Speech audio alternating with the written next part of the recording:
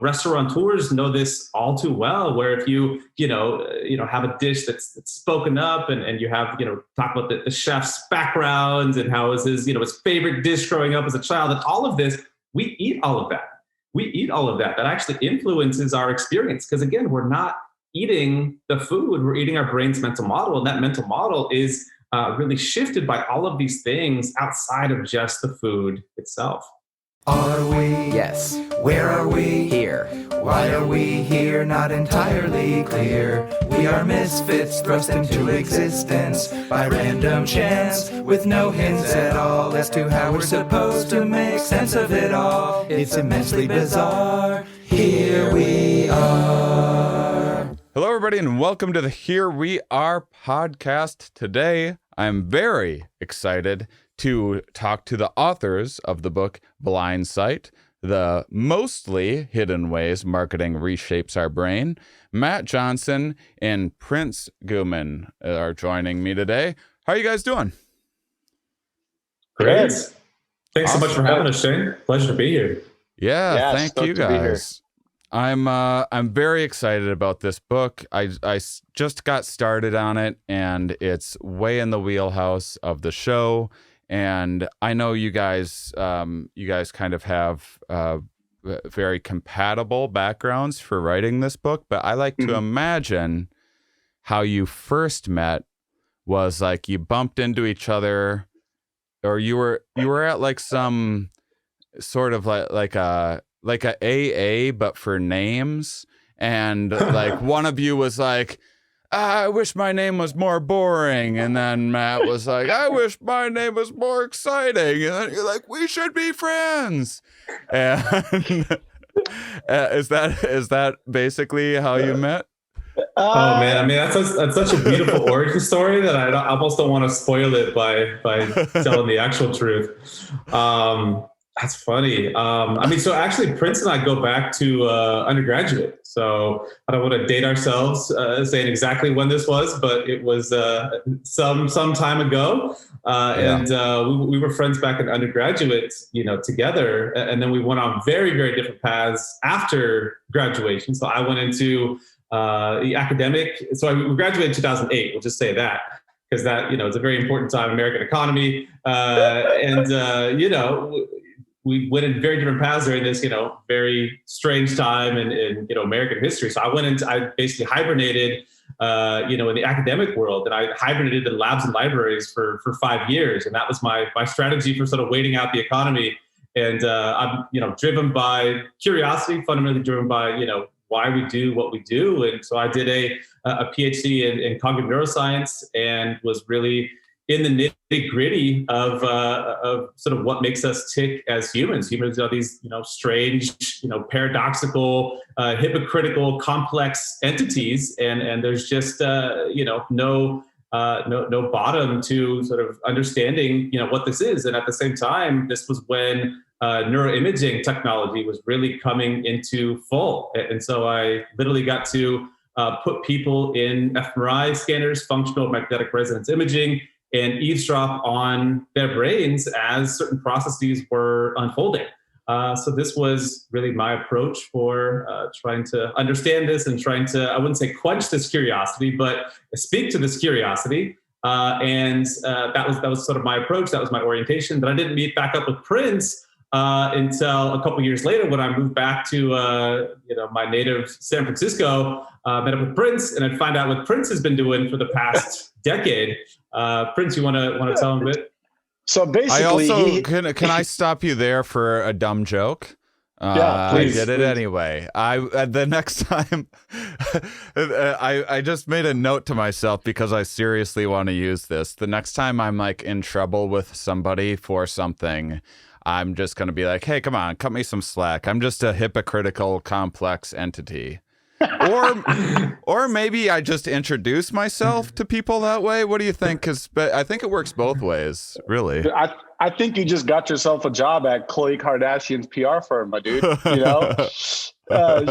Photoshop her whole life and now all of a sudden searching for who found the one non-Photoshop photo in the world, and then I'm sure somehow, some way they're going to tie it into empowerment later. God damn, complex, it is a wonderful way to reframe things, because we've all been so frustrated with one another for 13 months of a pandemic and stress and unknowns and people as divided as ever. It would be wonderful to see us all just accept that we are and come together around the fact that we're these hypocritical, complex entities.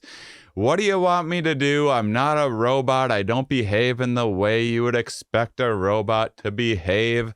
I sign up for too many subscriptions to things, even though I know better, and then I don't ever check my credit card to make sure that I'm not still paying for some app that I thought I was going to use and never did. What do you want from me, world?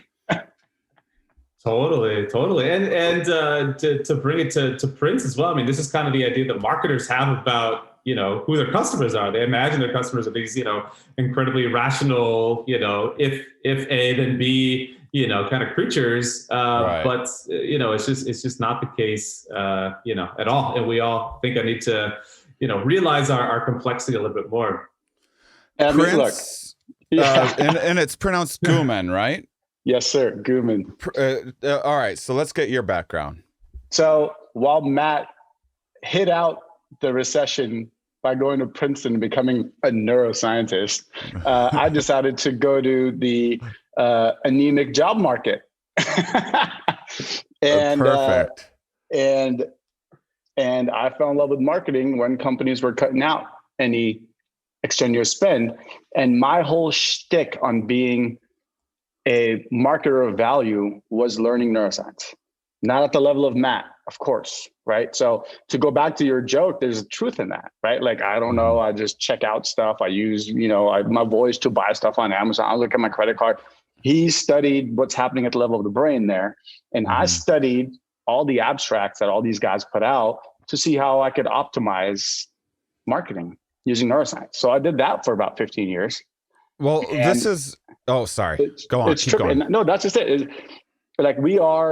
We like to think we are two sides of that coin. He studied neuroscience theoretically and was kind of thirsty for where's the application.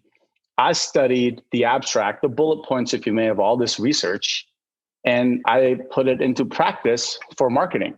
So, and to go back to your original joke, we met somewhere to dance around our names. It's funny because we met in a social context in undergrad, and you can add whatever color you want to that. And then over 10 years pass and we're professors and we're like, dude, haven't seen you in a while. This is what I've been up to. He's like, this is what I've been up to. I'm like, there's a book here. And that was the start of Blindside.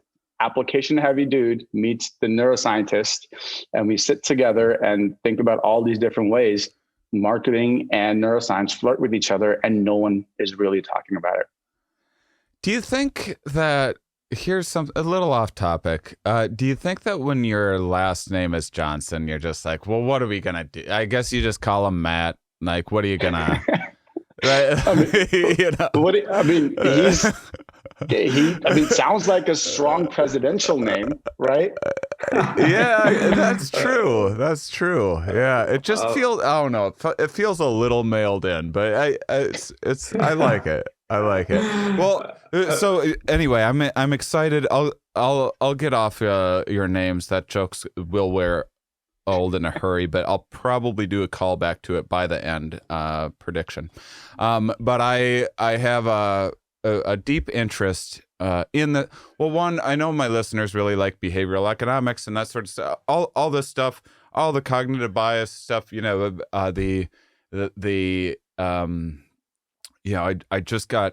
probably told like 3 different people last week to get the book Thinking Fast and Slow, and I just love these concepts. But more importantly, I have this show, and then I just launched a new podcast, and we're doing Patreon, we're doing all these other things. And I'd really like to find out, like, not just what your book is about, but in the course of this interview, how I can fleece my audience out of as much money as possible. But here's the thing. I also want you guys to teach them how to not be tricked by marketing.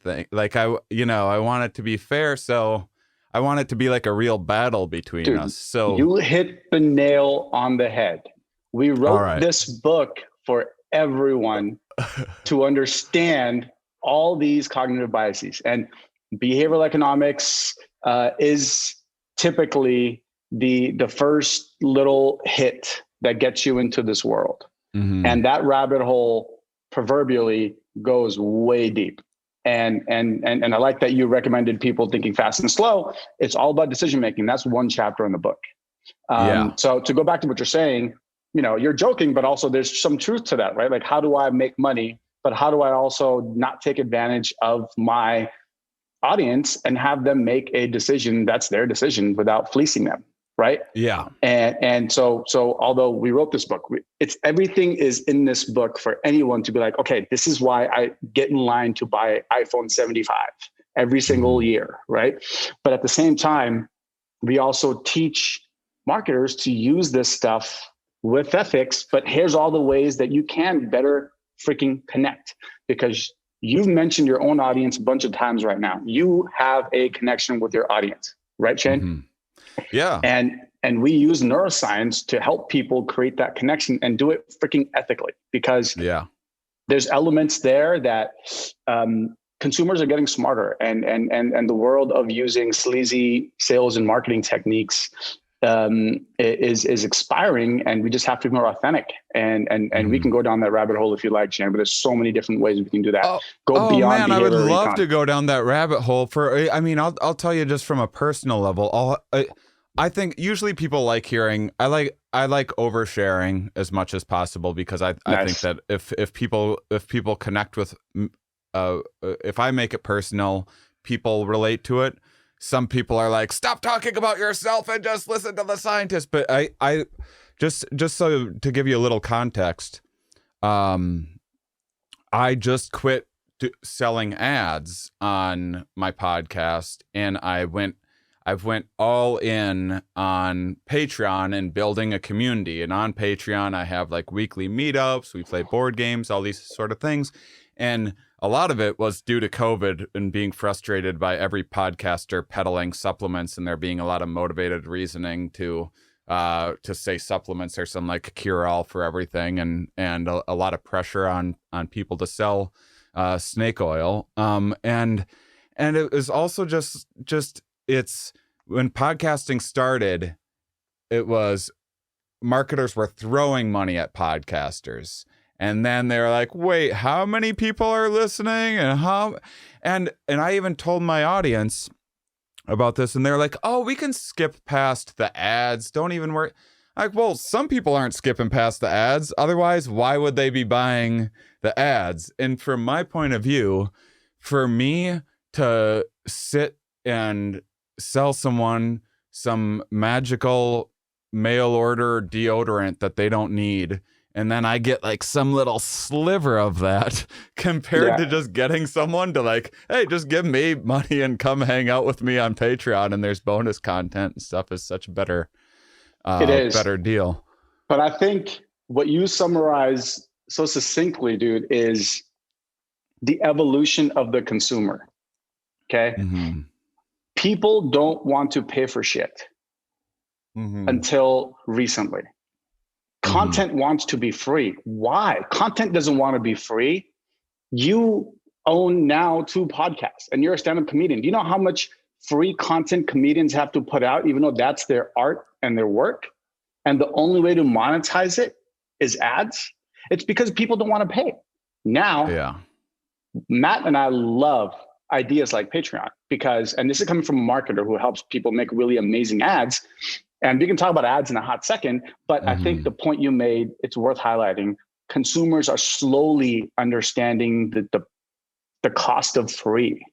And they're actually going, hey man, I'd rather pay to not pay for ads, right? That wasn't always the case. We write blog posts that give away so much free content. We're not on Patreon. We're not on any of the paid blog pieces on Medium or whatever. But ultimately, this is good for the artist community. This is good for us as entrepreneurs, that people actually care enough to pay, that you're not forced to sell freaking yohimbe or whatever mushroom tea you're selling. And that is, I think, a hat tip to consumers. Like, you know what? I want to pay for content now. That was 2020. People want to pay for content now that previously was free, and all these other, they're just giving data away and stuff, and they don't really know what's happening in there. But at the end of the day, when you start paying for stuff, it's more private for you as a consumer, and it's more authentic, like you just illustrated, Shane, for you. You get to hang out with the audience you have a connection with. That's a game changer. Hey, come out, hang out with me, and I'll just tell you to go out and pick your own mushroom tea. But there's this.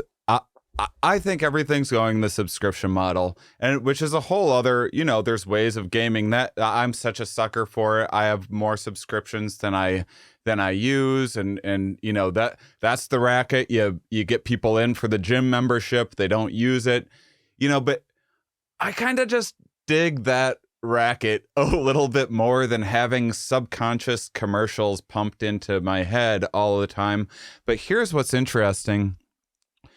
I watch the way my my folks, or like really anyone, if I see any of the people that are like, oh, this Netflix or whatever, we don't need it. Like my parents, if I tell them to watch Netflix or something, like the same show that I know that they watch on TV, like you can watch that on Netflix. You can start at the beginning of the episode, watch the series in order instead of like seeing the last 10 minutes of an episode, picking back up on a rerun, piecing together what the show is. And I've taught them how to do that. And even that, it's like they miss the commercials.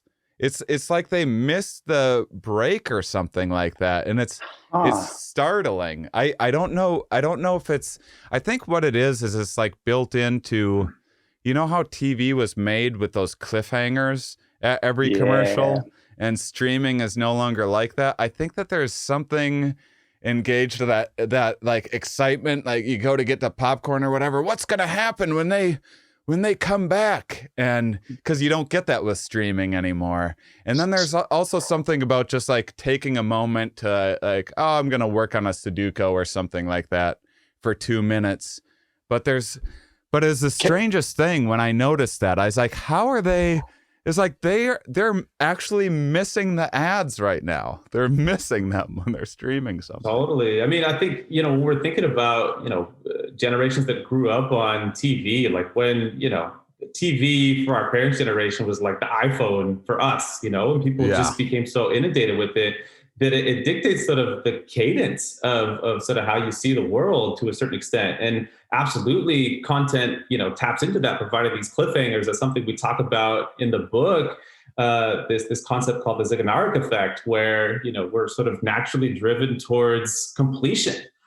We need to sort of see resolution. And this is something that, content creators, Netflix, HBO, everybody knows about and has tapped into intuitively, that if you want somebody to tune in next week or whatever the next episode is, give them that sense of, oh my God, I have to find out what happens next. Or even, in a 4 or 5 segment show over the course of an hour, the TV breaks are set up to the same exact extent. Like, tune in, don't change the dial, we're going to come back and, it's going to see, so-and-so, resolution of it. So for sure, it's been sort of etched into kind of the social fabric to a certain extent. It's for the natural cadence we see things.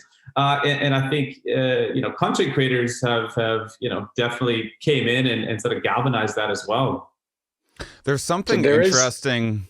It's an old trick, but I'm trying to implement it with my new show now that we're putting more into editing. It's giving me a real appreciation to what goes into editing. So all of the things that you don't notice when it's flawless, no one's ever like, that's the average person isn't like, that was terrific editing. They only notice when it's off. But the idea of having a little preview of an episode for like 15 seconds before the thing starts, something maybe you cover at the end or whatever. That's such a good, the way that the news always did that. Coming up, here how 80 people could die of a thing that's not actually going to happen, and then but they never get to it until the very end of the thing. That's a classic, but man, it works so well. It's a classic, but it's supported by science, right? The Zeigarnik effect is the feeling of unfinishedness. Well, when you what's that name? The Zeigarnik. Oh man, I have it in my head. I have all the letters in my head. I couldn't spell it for you if I tried. I love this new word, Zeigarnik effect. Get into Zeigarnik it. effect. Now I have a Zeigarnik effect. Wondering what the Zeigarnik effect is. Yeah, try this next time you're allowed to leave your house and go to a restaurant, right? If you actually in the middle of ordering something, you stop and you say, "Give me a second," your waiter is going to be more engaged because they want to finish that order because you literally stopped in the middle of it. It is a sense of unfinishedness that content creators decades ago just kind of intuited, and we call it a cliffhanger. But Zeigarnik effect is not anything new. It's been researched decades ago. So, and that's one reason why we tune in to your instincts are right on, Shane. We're like, oh yeah, 40 people got stuck in a roller coaster more after these commercials. Like, well, shit, did they get out? I mean, you want to see him hanging upside down on that coaster, and you're like, oh, when are they going to show him hanging upside down? And of course, they save it to the last 30 seconds. It wasn't as good as you thought it was going to be. Yeah. Well, that's kind of interesting. I was thinking about how speaking of like being in a restaurant or something, someone on a phone, the idea that you can't hear the other end of the conversation kind of has that same effect. So you hear that person more because you don't, your mind is filling in the gaps. Like, what the hell is going on over there? And check this out, Shen. The opposite of it also works. And marketers call this engagement. And it is engagement. The cliffhanger engages you to come back, right? But the lack of having a milestone in a process keeps you engaged because it's unfinished. So the example I want to tell you is social media. When you're scrolling through social media, there is not a mile marker. Hence, there is a sense of unfinishedness. Therefore, you keep doom scrolling until your finger gets arthritis, right? If you actually want to reduce social media addiction, you should have, hey, you've done 5 scrolls. Would you like to stop? That is using the Zeigarnik effect oppositely to help people not be addicted to IG or TikTok or whatever, right? So you think about digital social media design, it is using Zeigarnik effect in the opposite way by not giving you a place of finishedness, or what Matt and I are going to call milestones. And that's what keeps you doing this. And the more you do this, the more ad revenue. So there's Zeigarnik effect in a digital place. There's many other reasons why you stuck to it, but Zeigarnik is part of what keeps you doom scrolling.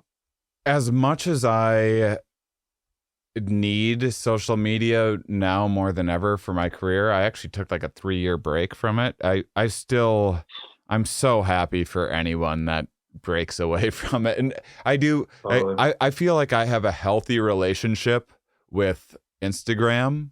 I feel like I don't doom scroll. I feel like I see a couple funny videos. Once in a while, I get stuck in a little thirst trap, and I'm like, oh, God, all right. Well, what are you, 16? And then I just have like I hit the search thing, and I'm like, well, this is embarrassing. Who are you? And then I focus and I make sure I'm like more animal videos, and I click those so it will show me more of that. But when Trump took office, I noticed on Twitter, I noticed that I'd go through, and I knew about all this stuff, but I didn't, like, intellectually, but I didn't feel it. I wasn't mindful of it. And one day it occurred to me, I'm I'm going through, I'm seeing some funny tweets, I'm getting some like interesting content, but then I'm not stopping until I find something to be enraged about. Like I just need it. What is with the, because it's very intuitive why you'd get stuck in a thirst trap or something like that. Why we're drawn to junk food or whatever. But what's with the masochism of the doom scrolling? Oh man, good question. I mean, I would say first, shit, I think you have it spot on that, you know, the social media is a good tool, you know, and it is. I mean, try starting a podcast without, you know, any social media at all. Good luck to you. It is absolutely a tool. But, you know, social media is, it's a good servant, but a poor master, right? So we need to sort of use it in the ways that we want to, in ways that align with our goals. But the device and the system and the business model, which is primarily geared towards ads, tries to move our behavior in ways where we don't necessarily want it to, and in ways that doesn't necessarily align with our longer term goals. And so one big thing, I mean, there's so many different ways to dissect it from a, you know, user experience standpoint that Prince is going into, to a, you know, a social standpoint and sort of tribalism and a sort of need for belonging. But also, as you're talking about now, from an emotional standpoint, that we do tend to attenuate. So we sort of get numb to a certain level of emotion, and you need a sort of higher degree of intensity in order to stay engaged and keep that level of engagement. And this is what social media algorithms have converged upon, not just social media, but YouTube there as well, where you get sort of increasingly intense videos the more you watch YouTube, just because, you know, if you start watching, you know, some cat video, you know, you'll eventually get bored of that level of emotional intensity. You need like a really hardcore cat video until you're watching lions eat people. And that is what gets you to that level of sort of emotional engagement. And it's the same with social media and what you're describing in terms of, you know, looking for, you know, all this, you know, political vitriol being spewed and Trump said this and Trump said that. It's the same thing. We need more and more and more outrageous, emotionally evocative things to keep us engaged. And that's what, you know, the algorithms have really converged onto, because engagement means revenue when we're working in this ad model. It is funny because he was such a master of that. And since he's been banned from social media, like a month later, it's just everyone's like, I'm going outside. Like the war's over. Like, totally. People don't know what to do with themselves.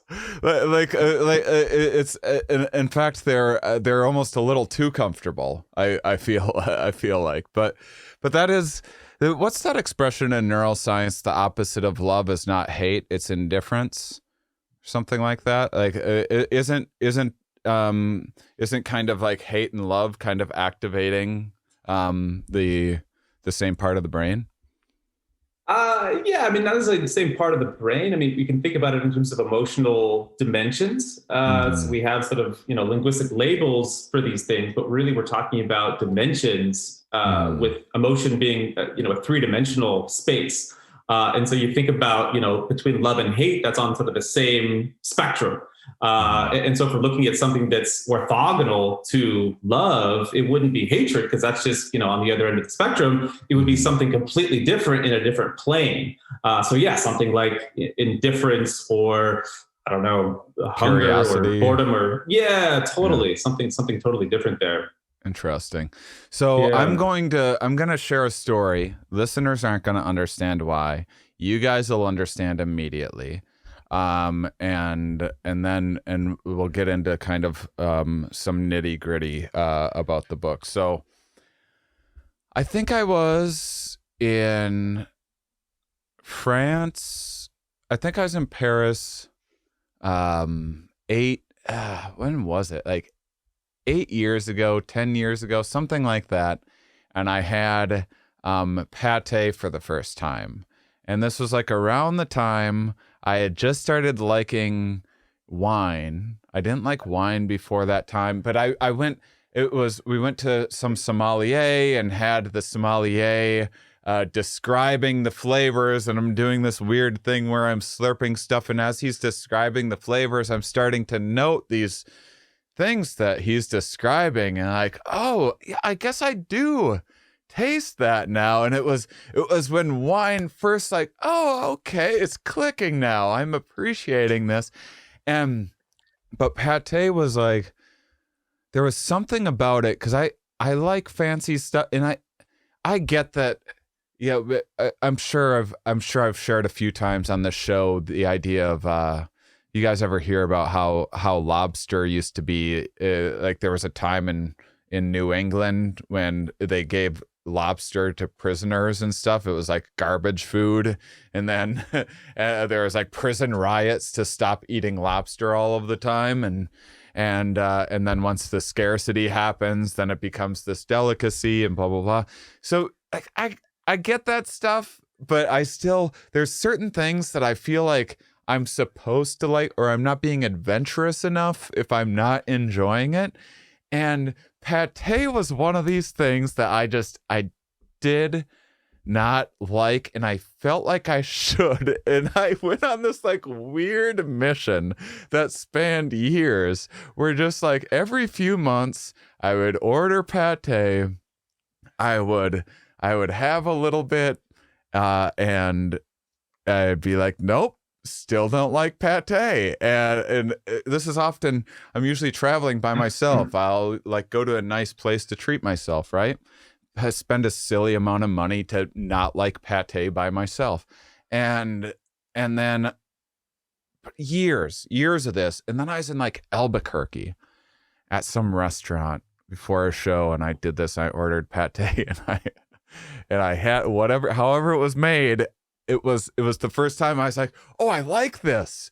I like this now. All right. And I've enjoyed pate ever since. Well, then I go and open up your book and and tell the listeners the rest of that story, what I actually just got myself to do, which is, this is 7 years of training to like pate, by the way. And then I didn't read your book soon enough. Oh man, well, I'm honored to have played a role in this personal evolution. Maybe a little bit too late, but yeah. So it's kind of a wild story, and we actually kick off chapter 1 with this. So we know that Shane's read at least chapter 1. He's read the first paragraph of the first chapter, but it maybe is the most relevant to his life. We'll see. But yeah, so there's this wild story that took place in Brooklyn where, real sort of elite French food kind of gets a bad rap. That, is it really the food, or is it all the, the visuals and the storytelling and really everything that goes into it? Could we basically trick people to think that they're eating, 5-star Michelin chef level pate, which you'd spend, $55 for it? Can we trick them to thinking it's that good with dog food? And so what they did to test this empirically is they took straight up dog food from, not fancy dog food, like just basic dog food, Alpo from, Trader Joe's, and they blended it up to get the basic consistency of a pate. And what they did is then they took the different pates and they just put them on plates, and they had, crackers, nice garnish, everything you do with pate, and they served them to people. So it was 5 dishes in total. There was like 3 different dog food pates. There was one duck pate, and there was a goose pate, I think, and maybe a veal pate, I'm not sure. But different pates, different dog foods. And they just asked people, all right, one of these is dog food, the rest are pates, which one's which? And people were about at chance. People could not distinguish between the pate, the literally pate that you would spend $50 at least for a small smidgen of it at a Manhattan, Michelin star restaurant, and literal dog food that you just blended up and you put on a plate that resembled pate. So we love this example because it really speaks to this fact that we're really not primarily sensory creatures. There's much more that meets, the tongue than what meets the tongue. it's not literally that we're actually eating each bite of food, and that's a faithful relay from our gustatory system to our experience. But actually, we don't eat the food at all. We eat our brain's mental model.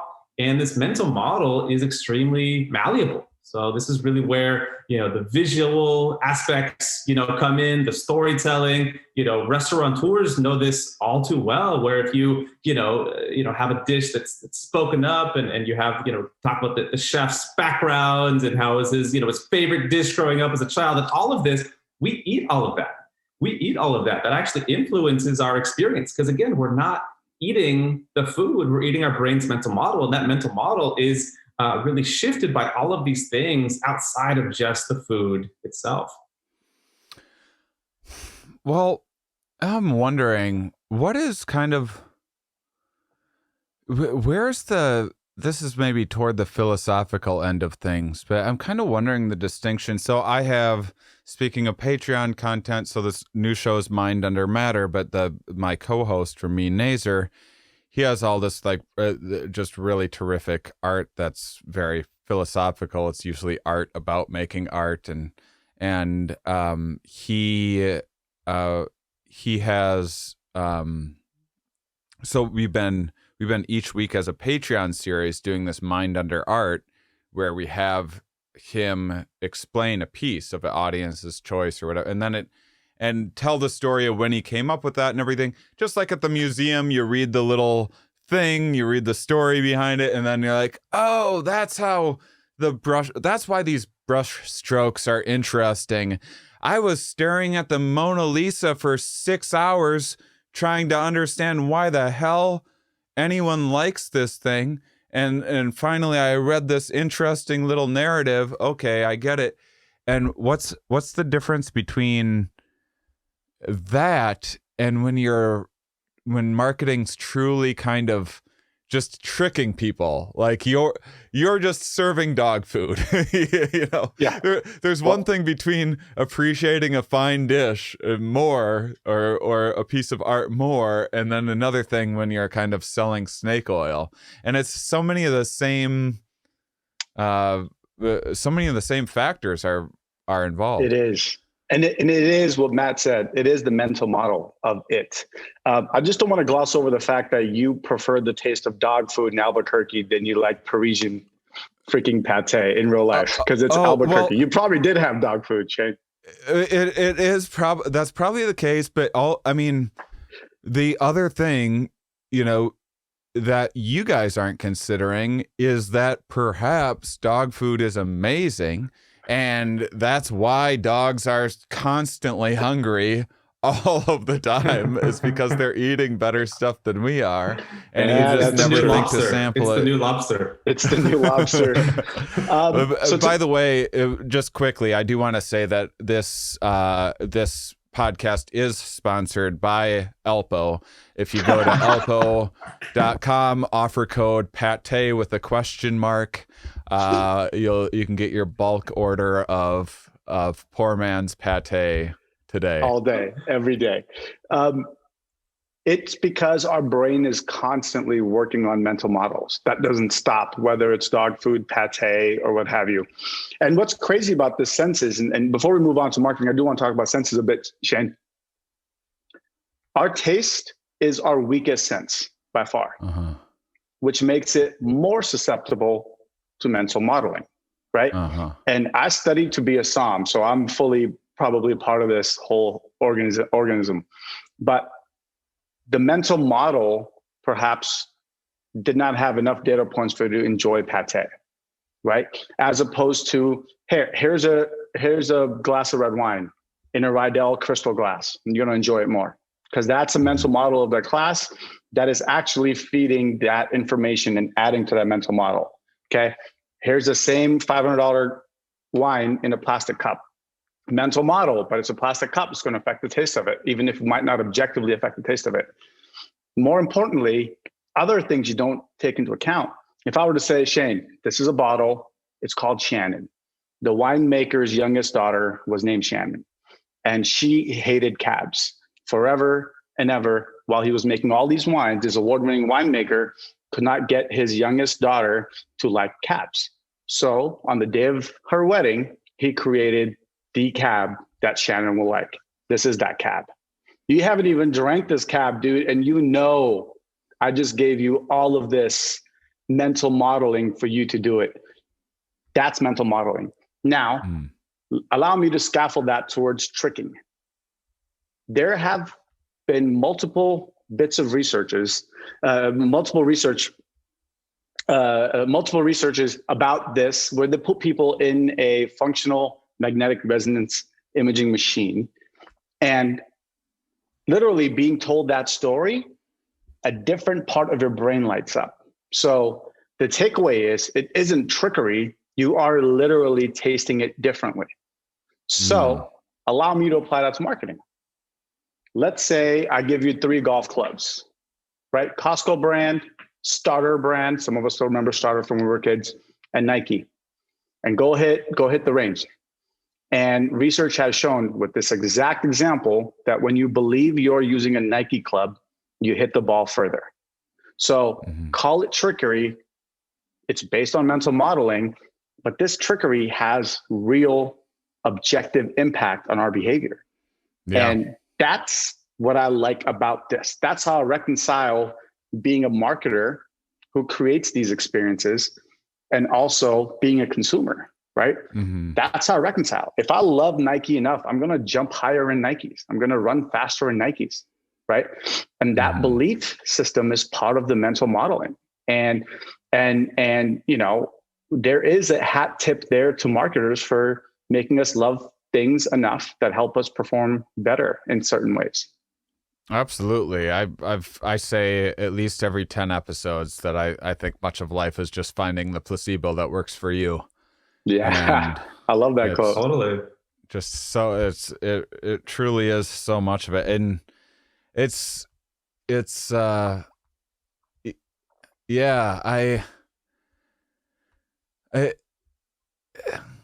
I'm trying perception to think is reality in some ways. Yeah. In many ways. And that statement is truer than we typically think. And it goes beyond placebo at times.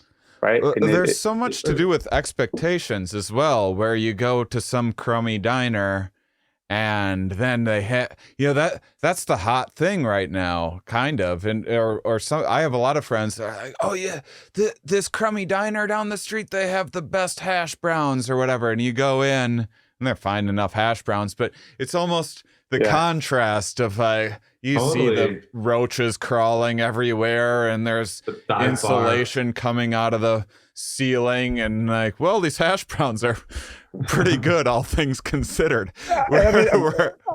We should do this research, Matt. We should do a research on dive bars versus like nice lounge bars. And I wonder if people feel drunker and doing more drunk and engage in drunken activities at a dive bar than they do at like a posh cocktail place. And ironically, you serve less alcohol at the dive bar, right?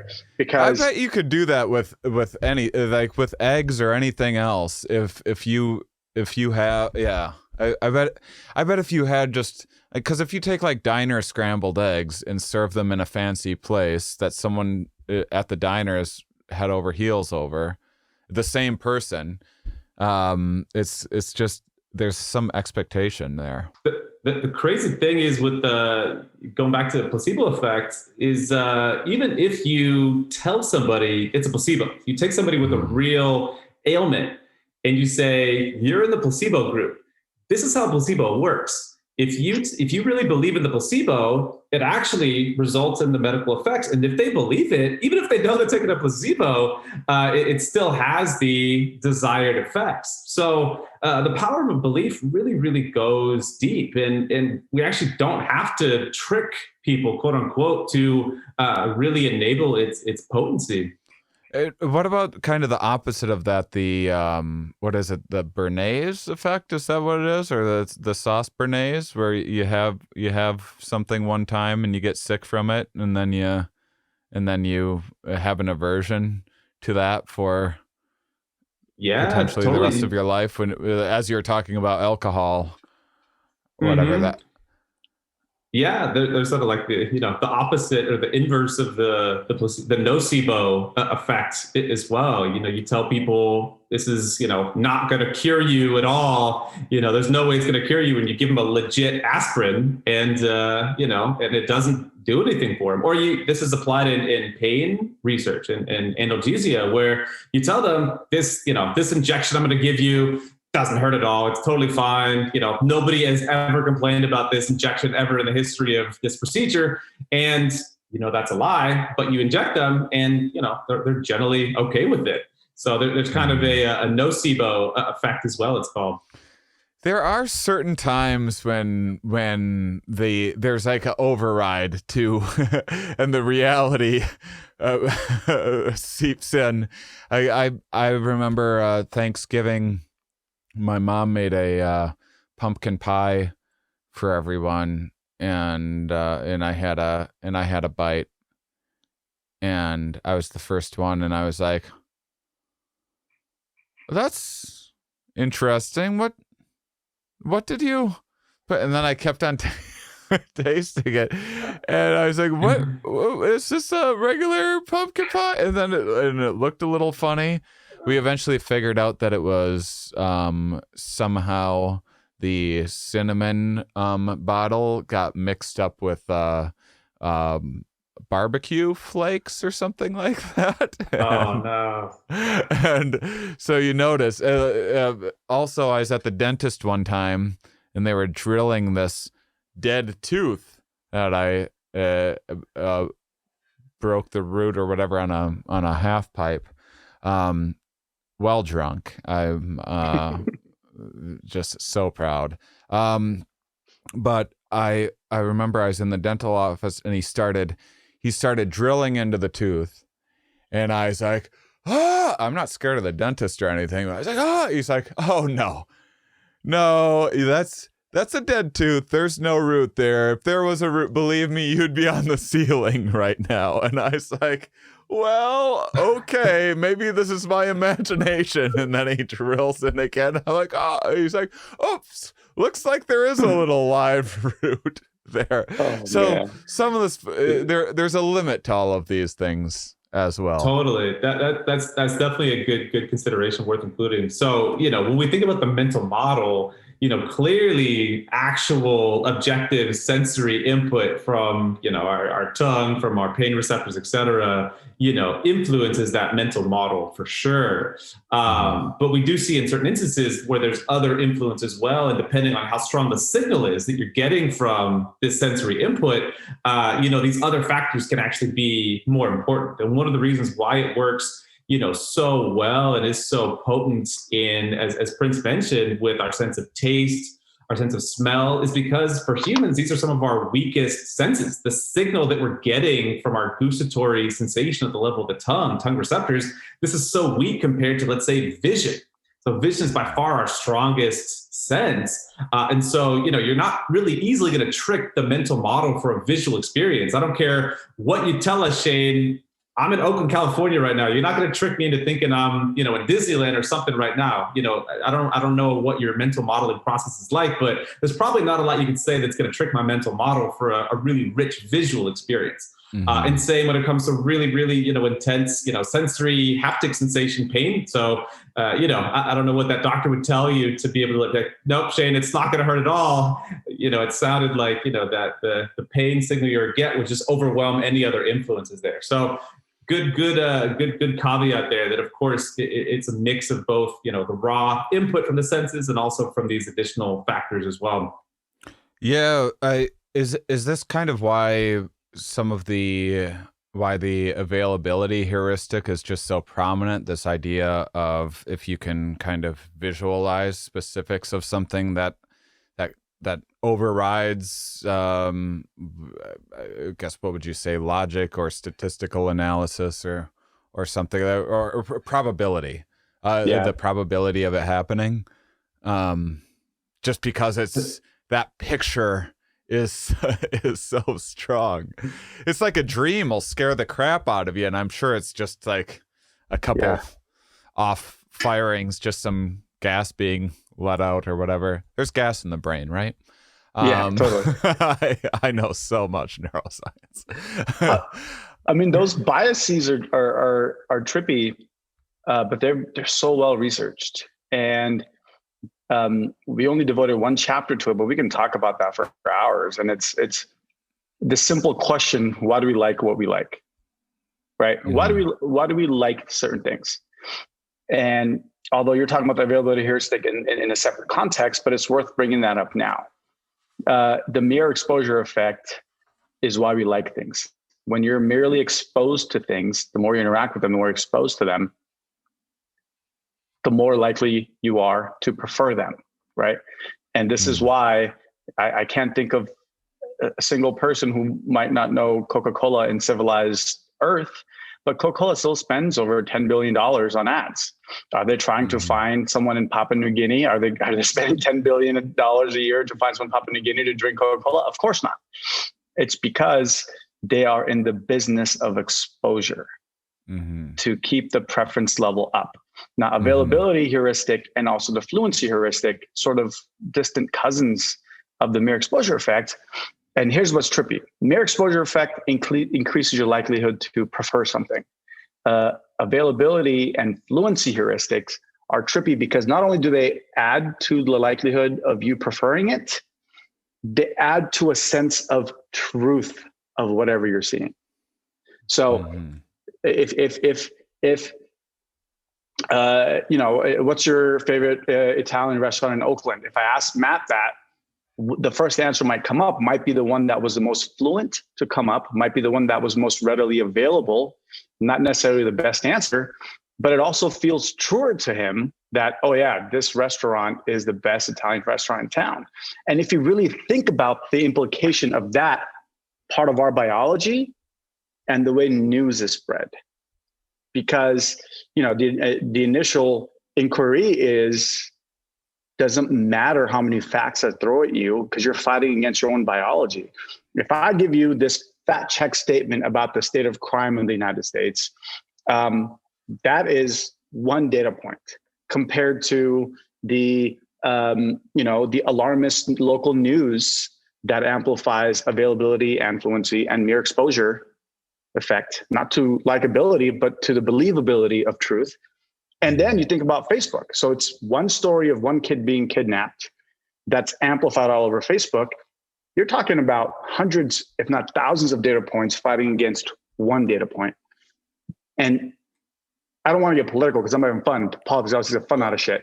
But that is the one thing we've lost over the last 5 years is our litmus test for truth because of all this other untrue things posing as true and being distributed with a lot more exposure than truth is. And now we're walking around as inherently suspicious people who cannot believe truths. And this isn't just about the right or left. This is everyone.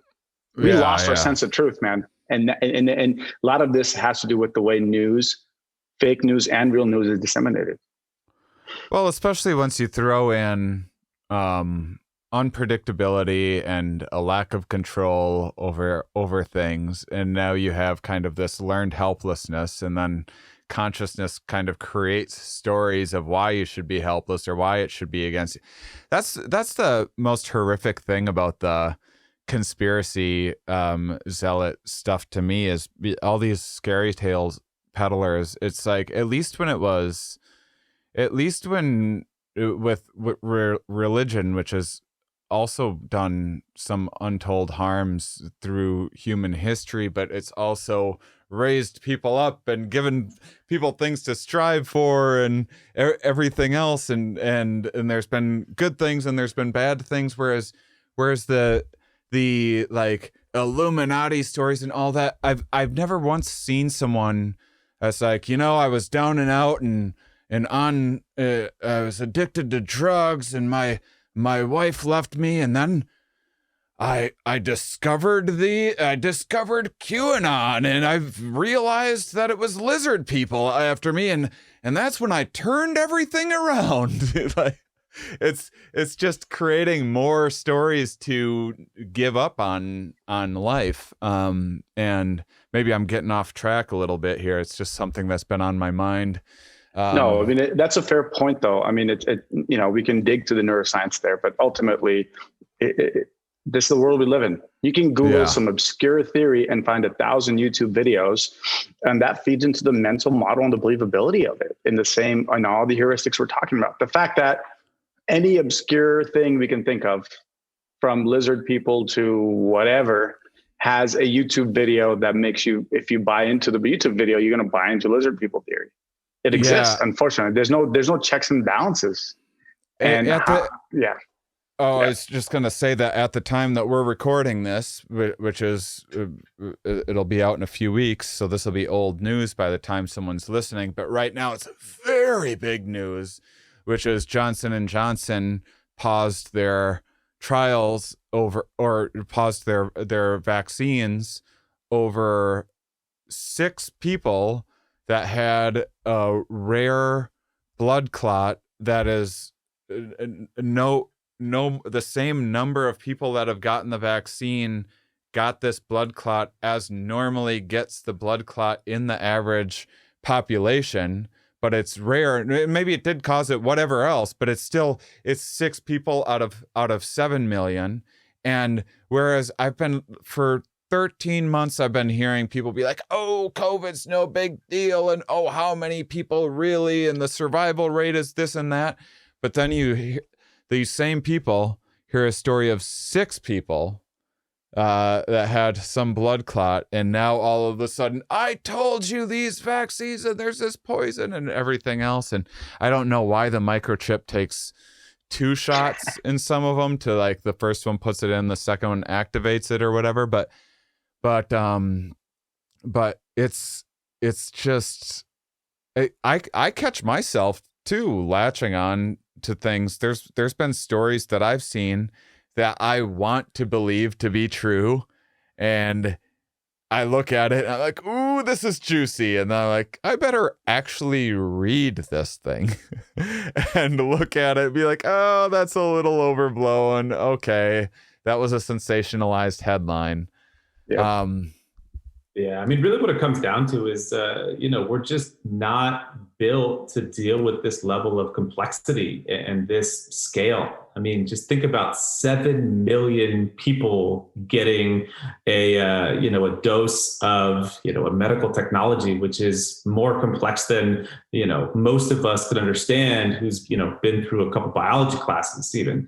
So it's an incredible amount of complexity. And this, to bring it back to Prince's earlier discussion about availability, the brain is lazy. Even if we could cope with that level of complexity, we wouldn't want to. We have what's called the law of least mental effort. If we can arrive at a pretty good best guess with less thinking, we'll do that. And these are these shortcuts, these are the heuristics. And so one thing which we do is the availability heuristic, where, the easiest sort of example to bring to mind seems like the most real and seems like the most weighted in terms of how we understand something. So I hope this is not the case, but if we were, for example, to discover that there was a really vivid video of somebody who was getting a blood clot, who had gotten the Johnson & Johnson vaccine, say goodbye. Like, no one's ever going to take that vaccine ever again, because it's so vivid, and you can see, the suffering, and you can see, the realness of it, and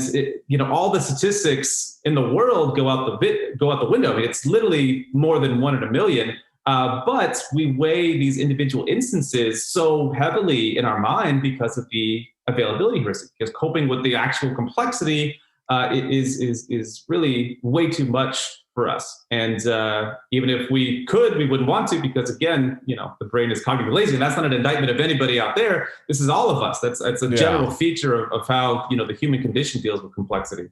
Well, I know not to spend a ton of time on vaccines, or as much time as, I don't know.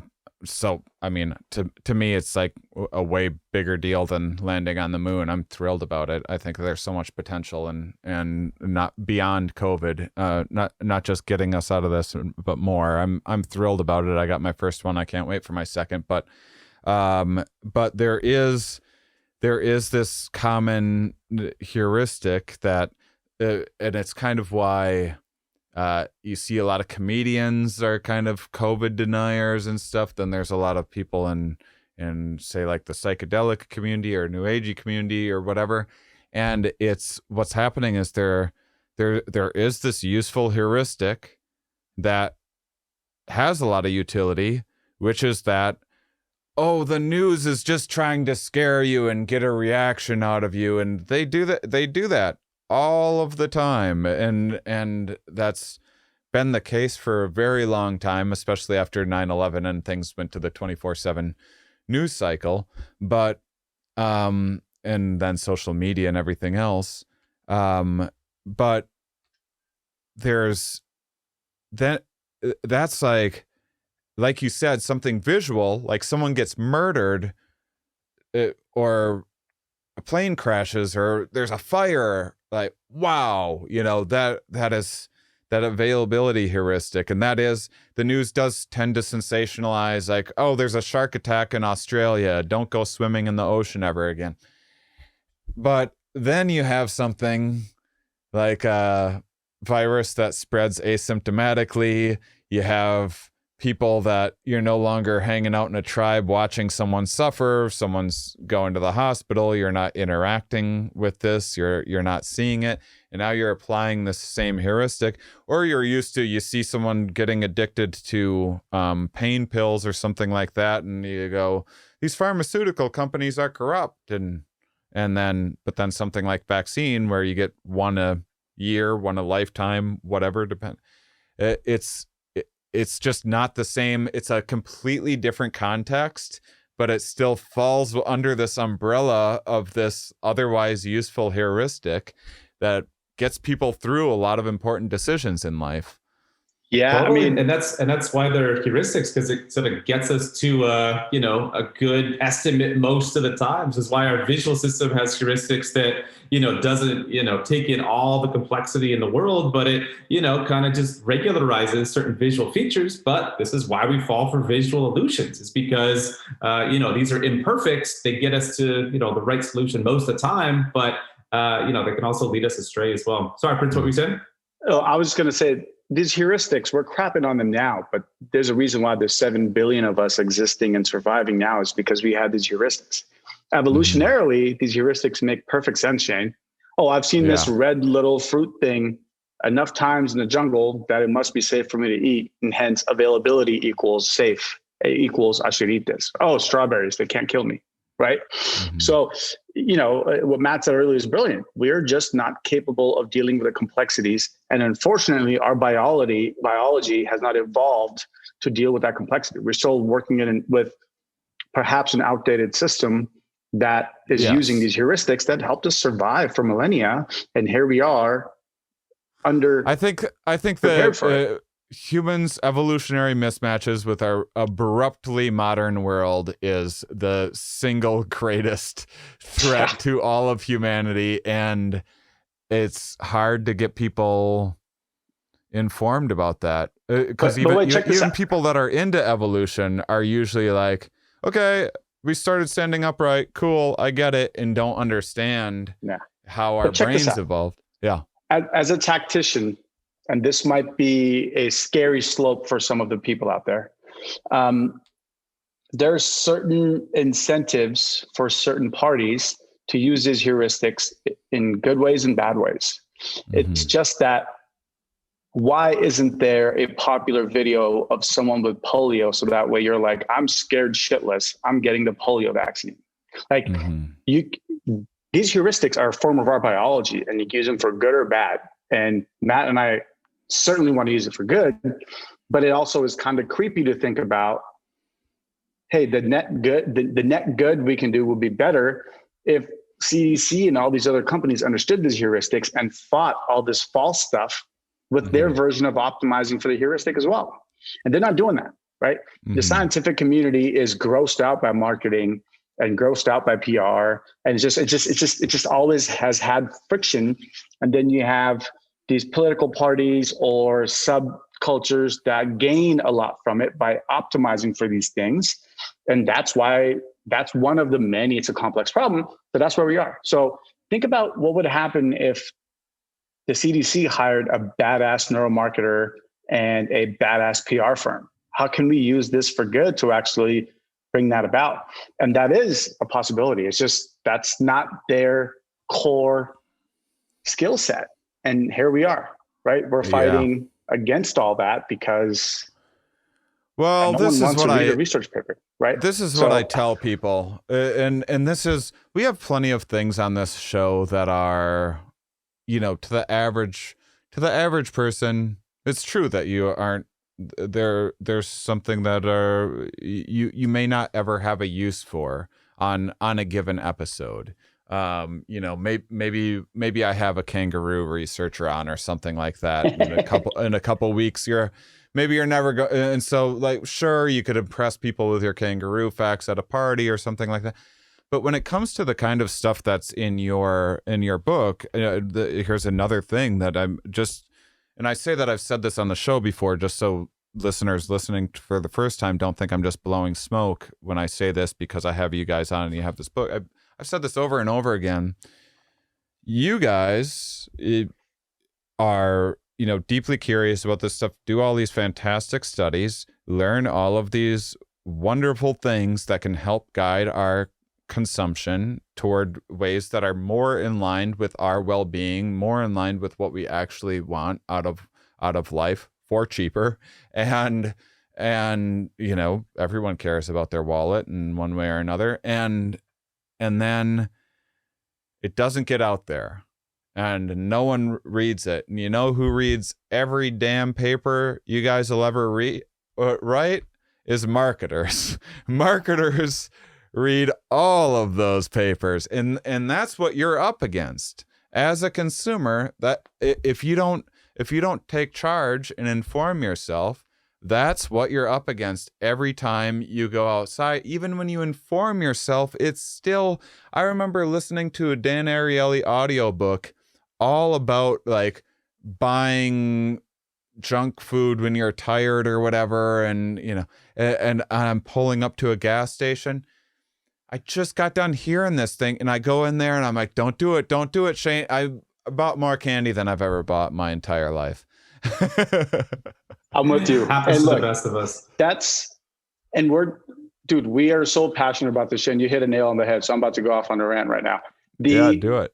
We're doing our best to everything we've done in both of our lives' work to put in this book for consumers, right? Yeah. But we don't want to vilify marketers, because we also want to change the culture there. Okay. Mm-hmm. So we teach this stuff, but we also talk about the fact that how is it that doctors take a Hippocratic oath, but marketers don't? How is it that that's not a ingrained part of what you do as marketers, right? And that's part of what this is. The answer for bad marketing isn't no marketing. It's better marketing. And Matt and I, our life's mission is, yes, educate consumers, but not to hate marketers, but to appreciate marketers. And educate marketers, because unless you work at the 95th percentile of companies that have 20 Matt Johnsons and 20 Prince Kumans with better names, obviously, who are able to construct these things, you don't actually know the impact of your A/B test. You don't know why the blue add to cart button sold more than the yellow one. You just know that it did, and you go on about the rest of your life marketing your way to A and B A/B test success. But ultimately, most marketers are also unaware of the psychological and the neuroscientific impact of what they do. And ultimately, what do we want? As a marketer, I want to create dope shit that makes people fall in love with, right? Yeah. Brands, experiences, things. I don't want them to be addicted to consumerism. That's not what I'm talking about.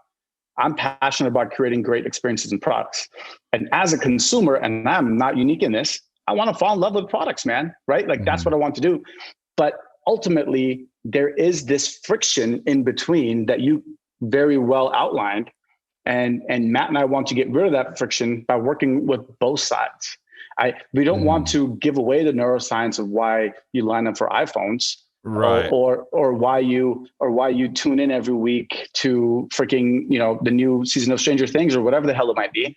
But maybe you appreciate that, and you actually go, okay, this Adidas pop-up that showed up in the middle of freaking San Francisco that looks like a shoebox not only do you know what they're doing, they're using the element of surprise and all these variables, but then maybe instead of going, you're tricking me, you go, you know what?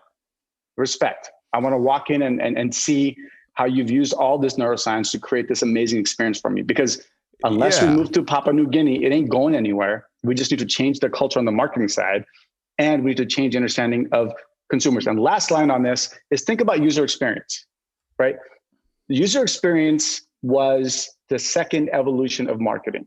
Marketing takes a lot from the scientific community. And we, as marketers, we think, oh, hey, we do research, focus groups, and surveys. We're scientific. Cool, we were. 50s, 60s, 70s, that's what happened. Evolving over to user experience, we got better at user experience. We made life easier for consumers.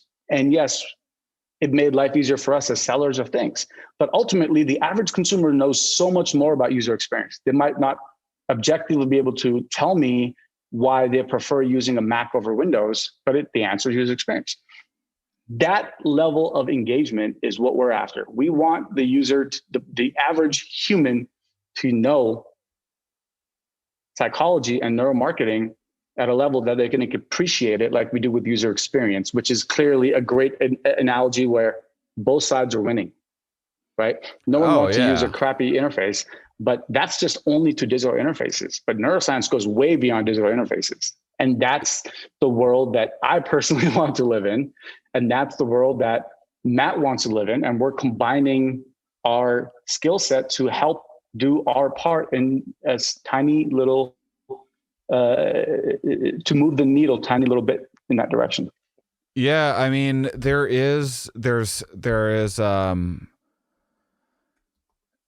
marketing is its own art form, and there's a reason why so many people watch the Super Bowl just for the ads, and there's like someone you guys might get a kick out of. There's this comic friend of mine, Duncan Trussell. Have you ever heard of him? It doesn't matter, but if you just listen to he's super funny and very verbally fluent and bright guy, but he's also just a ridiculous, hyper creative human being. And he has these, he has the beginning of his episodes. I don't listen to podcasts, so I'm not sure how often he actually does this, and you got to find the right one, but he does his ads in the beginning, and his ads for a product can be like 30 minutes long sometimes, and he's written like it's like you think you're like listening to the Lord of the Rings on audiobook or something like that. It's like this whole, it's like comparing going to Amazon to like trudging through Target or something like that, as like going through Mordor and all. And it's so much fun that I once spent an entire day just listening to his ads, and actually playing them for someone else, not even listening to the podcast, just listening to his ads. And there's so much fun to be had. So I love that. I mean, it does sound a little bit like naive to me, I will say. It's definitely an ideal I would love to see where like, let the most creative win. Terrific. And we show appreciation for that, and less of the like sliminess.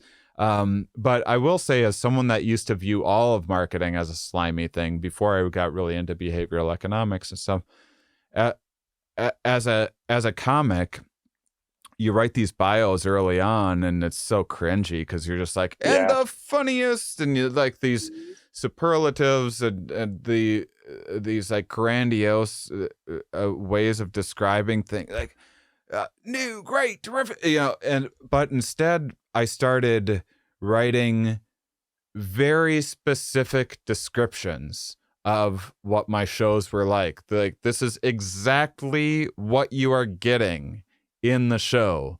So one, if you didn't like the show, well, you didn't read, and that would sometimes happen. Like, you did not read you did not see that there was going to be a scientist on stage giving a 15-minute science talk in the middle of my comedy show. And now you're upset that guy's not telling jokes or whatever.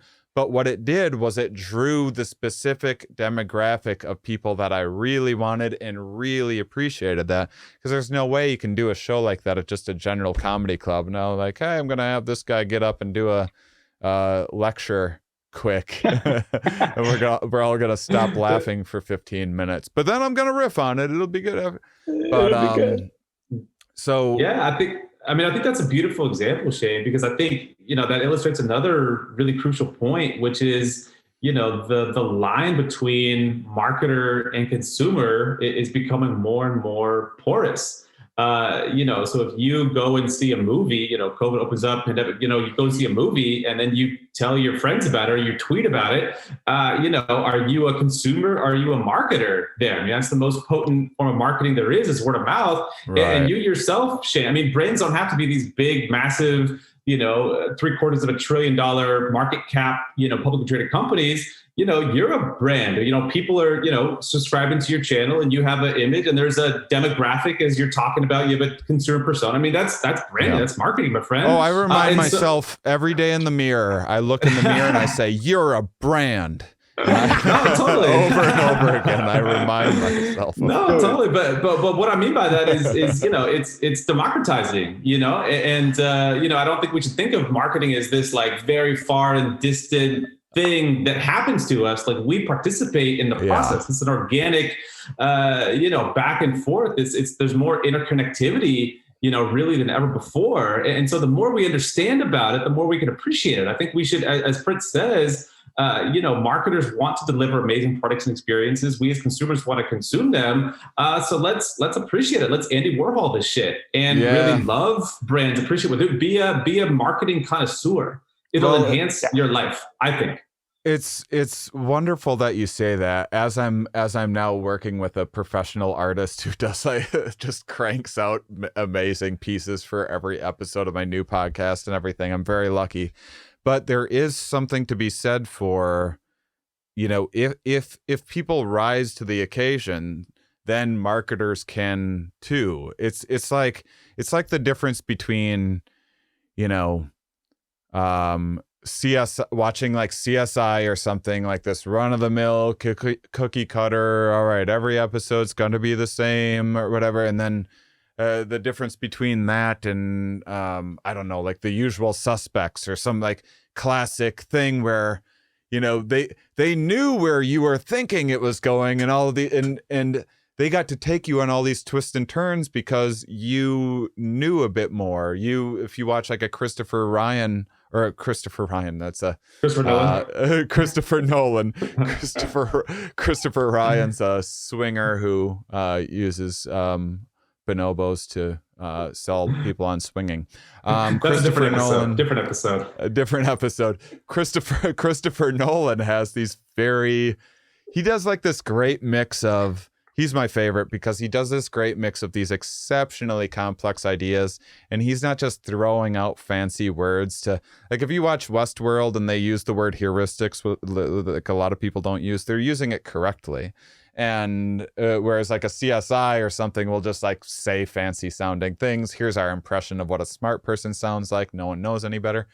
And then Christopher Nolan's also able to give like the shoot 'em up and like you don't need to think, okay, there's fun explosions and stuff. But yeah, if people rise to the challenge, they'll get better music, they'll get better everything, and they'll get that in their marketing experience as well.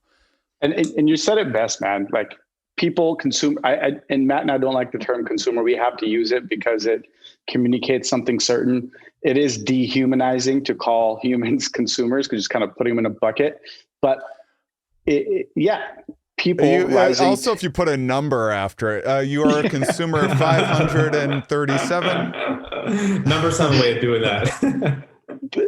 I mean, that's funny as hell, dude. But when consumers rise to it, but marketers also have to do their part, right?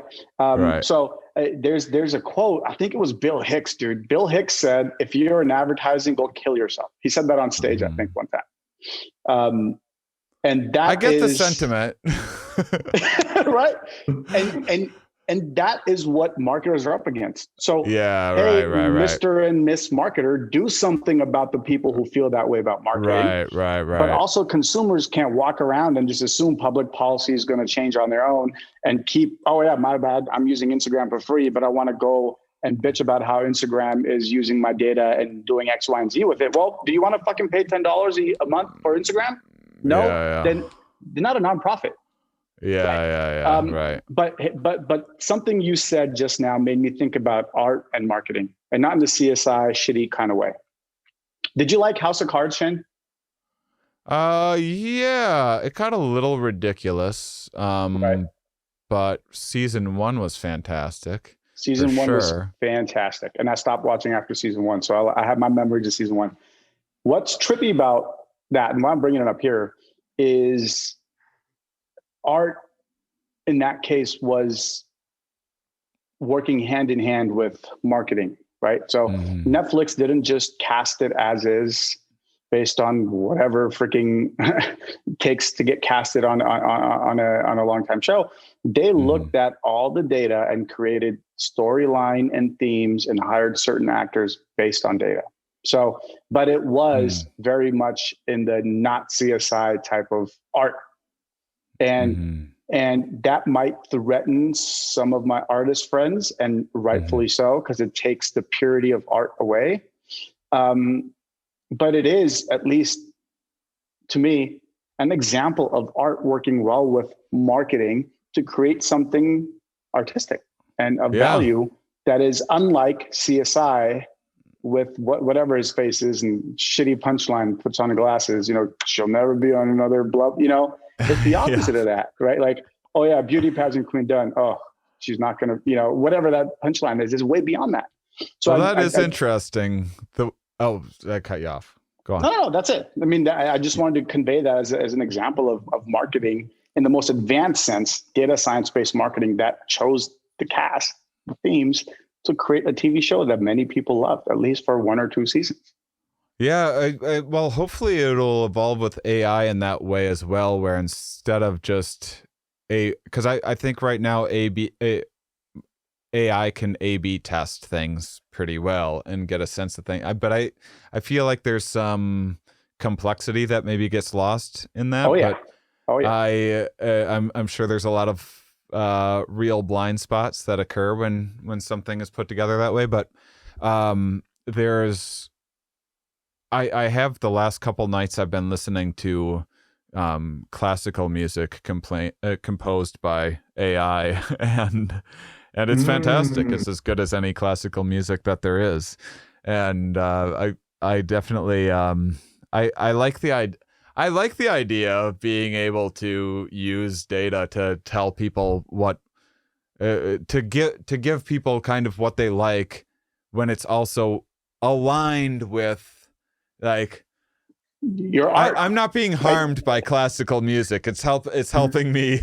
It's helping me write without being distracted or whatever. I don't. As far as I can tell, I think I'm pretty far from getting addicted and like I need more of this AI classical music. These demons have got me. But well, what do you? Yeah. Just as much as House of Cards is an example of full-on collaboration between art and science, or at least data science. I think it's just for fun. I think this is an interesting nugget to share, and I'm very curious what you think, being a comedian.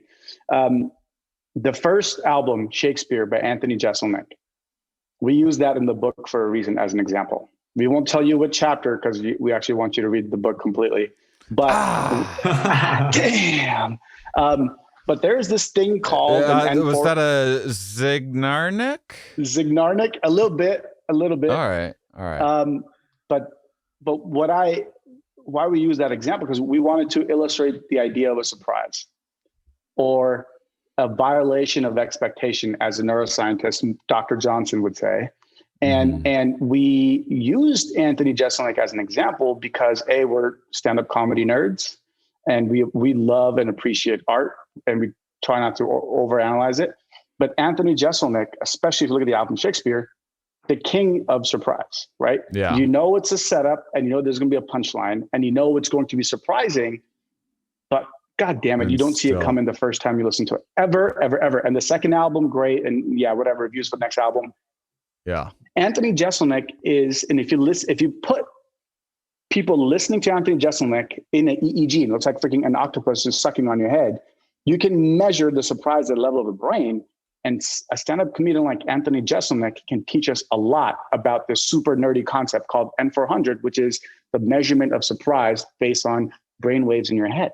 Right. And I just really like that example. I just want to throw it at you to see what you thought. But that's N400 is the measurement of surprise. And Anthony Jeselnik ranks very high on that, you know? Yeah, that's really interesting. We came up around the same time, and I used to have a similar style. There's something I eventually got away from because it's also combines like shock value stuff. And I eventually started thinking that the shock value stuff was like a hair juvenile. Not that Jeselnik is doing it in a juvenile way, but I was worried that I was going to become more and more juvenile with my humor, which is fine sometimes. But but there's also this kind of there because the surprise is one thing, but then there's another. Like the satisfying ending or whatever is really nice too. The two jokes that I like are when that joke was written exactly how it was supposed to be written, like that ended exactly like mathematically that's how it was supposed to be written, and then the other one is like, how the hell did this person come up with that? Like there one that I can't even remember the guy's name, but it just stuck in my head so much, which was, it's the dumbest joke. It's so funny though. It's I like to call things by their full names. Like instead of bobby pins, I call them Robert Pinowskis. So stupid.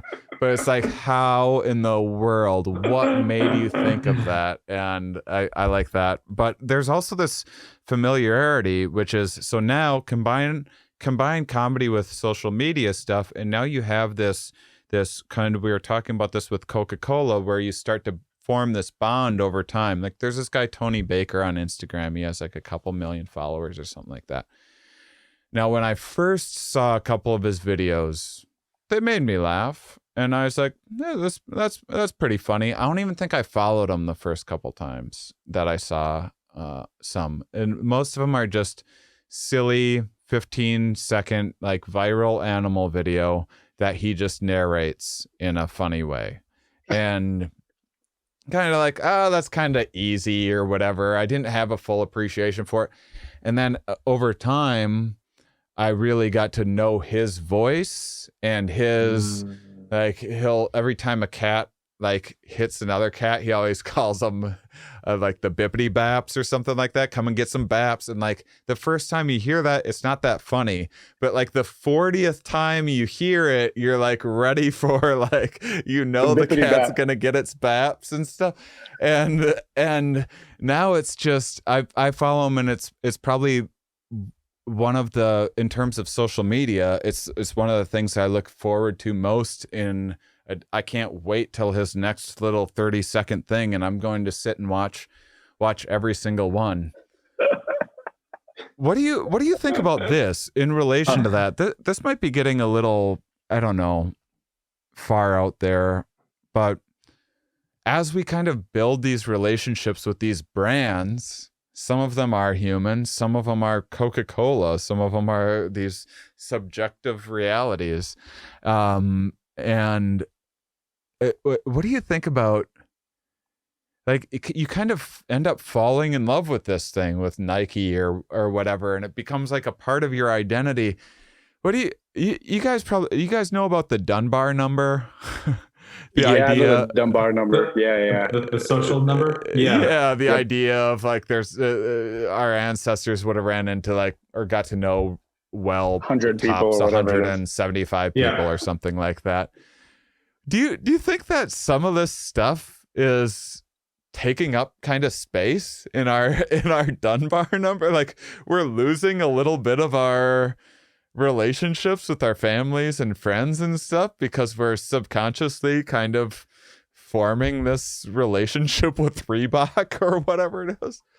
I'll take the Dunbar piece and then the branding piece. Matt, jump in whenever you want. The Dunbar number is fascinating, but it's also written that, we have 7 billion people in the world. So, and technology has been this ridiculous environmental factor. So Dunbar number is, you only have X amount of relationships at a time. But the Dunbar number was researched at a time where there wasn't a Facebook, right? So you meet someone bar hopping in Vegas and now you're friends on Facebook. And now you've seen this person get married and they have kids. You're not friends with them, but you're not strangers. So the Dunbar number might be the outermost part of this circle, but now there's an extra circle that our environment has provided us, and perhaps multiple circles beyond that. If you really want to talk about influencers and people's relationship with influencers, we can get into that in a second if you want. But you said something about brands that is so intuitive, man. Brands were created to personify something that is not human. And marketers created this, and you can Google the brand personality wheel to get an idea for what that is. I'm a hero. I am a rebel. I am a savior, right? I am a classic museum brand. I am a brand of the moment, right? People aren't buying Supreme. How do you know everything that I say to myself in the mirror every morning? All of my mantras. Have you been eavesdropping? Yeah, I've been neuromarketing you, dude, this whole time. So the personification of companies as brands was created to sell more, right? If you relate to the rebel mentality, you're probably going to pay $200 for a white tee with a Supreme logo on it. And because Supreme isn't just a italicized Verdana font logo, it means something, and it is personified in your brain as so. The thing is, how far does that go? And this is where, quite frankly, brands are shitting their pants, because what worked back then, consumers are waking up to it. And now they're going, again, it's subconscious, but it's okay. If you are taking on the hero brand personality, then be a damn hero. Do something about the social unrest that's happening right now. If brands are people, consumers want them to be more like people and have opinions on things. And this is something that brand managers were not prepared for, because they can continue being the rebel and keep doing what they're doing. But ultimately, now you got to own this image you've spent billions of dollars creating over the last few decades, and do it in a way that is authentic. And then you look at Nike, the hero. Republicans don't buy Nike, buy Nikes too, right? And then here they go do the Colin Kaepernick thing. But that is brilliant. They're actually owning, and I'm not saying Nike's perfect. They have plenty of issues internally that you can read all about that. But you look at Nike as a brand, they created a brand of heroes and gods, right? They don't sponsor small-time athletes. They sponsor the Kobe Bryants and the LeBron James of the world, and they're the heroes. So when something bad happens, you proverbially look up to heroes. And Nike said, we're going to take a stance, right? Yeah. And brands are I remember seeing someone cutting up a Nike sock. Did you see that video by chance? It was like, dude, don't burn those Jordans. Give them to me. I'm cutting the Nike swoosh off of the top of my sock. Like, dude, just throw the socks. So what are you going to wear those socks out now? It was a terrible cut. It was like they hadn't used a scissor since fourth grade. Forever. It was amazing. I saw that. I saw the burning jerseys, the chopping up Jordans. I'm like, go for it, whatever. That's great marketing, though. That's still that helped Nike almost as much as their. It did. But to go back, now I have to wear Nike. I don't want to be some fool that doesn't know how to use a scissors when he's cutting his socks out of weird Nike's like, and Nike launches a scissor brand as a result. Nike scissors. Nike scissors, cut faster, stronger, and better. But to just underline that point, brands cannot get away with just using a personality anymore unless they're going to own that personality in a consistent way. And like I said, brand managers shitting their pants, but I don't think that's unfortunate. I think look, you built this, you did this, now own it, right? And then brands internally are envious. They look at Nike and they're envious. They look at Patagucci, and they're envious. It's like, oh my God, they have this authentic, they care about the environment, and now they're selling sweatpants for $200 and people are buying them, right? Mm-hmm. Yeah, it's because they owned the brand that they authentically created forever ago. They took all the Trump tax bennies and they put them back towards environmental conservancy because that's how authentic they are. And I love Ben and Jerry's, bunch of stoners doing shrooms and smoking weed, and then created this tiny, tiny ice cream shop that Haagen-Dazs tried to shut down back in the day. They're a total story, and they're rebel brand through and through. And they got arrested during the Black Lives Matter protests because they're owning that through and through. So the era of brands being authentic in their personality isn't enough. The personality, the consumers have caught on to that. So do better, or don't try to be a brand play. It is amazing how fast companies and marketers need to evolve, because you have, you have your AAA or whatever, and it's like, perfect. People are going to go into the yellow pages. They're going to look for a locksmith. They're going to flip to the start of it. That's right. Boom, big page, AAA.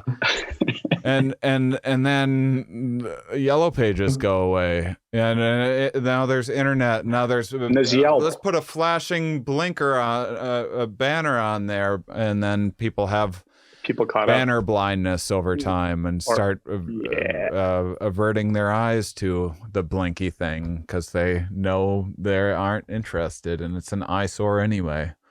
Yeah. And you got ad blockers now. So lazy marketing ain't going to work if you have ad blockers installed in whatever 46% or whatever the number is. It keeps going higher and higher every month. So you have to do something that's more authentic or genuinely engaging, right? And there are neuroscientific principles you can apply to be engaging, and authenticity is one element of it. But, how do you measure authenticity? It ain't A/B testing, right? You have to have a deeper understanding of neuroscience and people's psychology, and you have to internally commit as a culture. We talk about brands as like this outside things. What we don't get to talk about enough, because all these conversations happen within a boardroom, is what happens when you bring this up internally to your CEO and your CMO and go, yo, we got to do this, and it's going to cost us 10 to 15% revenue. We have to say, fuck the shareholders, but we have to do this in order to survive the next 20 years in the world we're in, but also maybe perhaps, I don't know, it's the right damn thing to do. Those conversations are happening more and more in boardrooms now. And some people have the internal fortitude to change that culture, and some people don't. And we'll see which brands do what. Thoughts and prayers aren't enough anymore in the world that we live in for brands. I think that Matt, the neuroscientist, is going to like this, but because I'm kind of like a bit ahead of things. I think I'm in like the future of what marketing is. Which Yellow Pages 3.0? Oh yeah, no, it's something like that. What I do is I try sometimes, and then other times I don't try very hard at all. And it's a roller coaster. I'm triggering those intermittent rewards in people. Like, what Shane are we getting this time? What mood is he in? Is he going to give us the goods? Is he going to let us down? What's going to happen? What do you think? Yeah, I think I'm onto something. Awesome. No, totally. I mean, I think I think we can jest, but I think there's something there for sure that people, to a certain extent, do appreciate consistency. They do appreciate there being something that they can sort of count on, that they know what they're getting. But generally, so I think a lot of and this is for people as well as brands. When they deliver too narrowly on that consistency, they don't fully harness really the science of likability, that we do actually appreciate a lot of variability. We do, as you say, you don't want intermittent rewards. You do want to be Anthony Jeselnik to a certain extent. You want to have that kind of pleasurable surprise. You want to, come in and be a little bit uncertain about, how things are going to go. The great thing is we kind of touched on this already in talking about art, is that humans have this very natural way of seeing the essence of things. So Shane, even if you shaved your beard, you got a haircut, you changed up your microphone setup, you'd still be Shane. If Prince, puts on not without this mic, without this specific microphone setup. Okay. I am nobody. Beard, yes. Microphone, no. But there's something that's the essence of Shane transcends your physical constituents, and this is this concept in social psychology called essentialism. So you see the essence in things, you see the essence in people, you see the essence in objects. And so, we understand there's an essence of Shane's show, and that doesn't change. And so that really gives people the freedom, which I don't think they fully realize, to go out there, a little bit more, try things, throw some variability at people, use intermittent rewards, whatever the case may be, because people aren't going to not think you're Shane, because we automatically grapple with we automatically, connect with the essence. I'm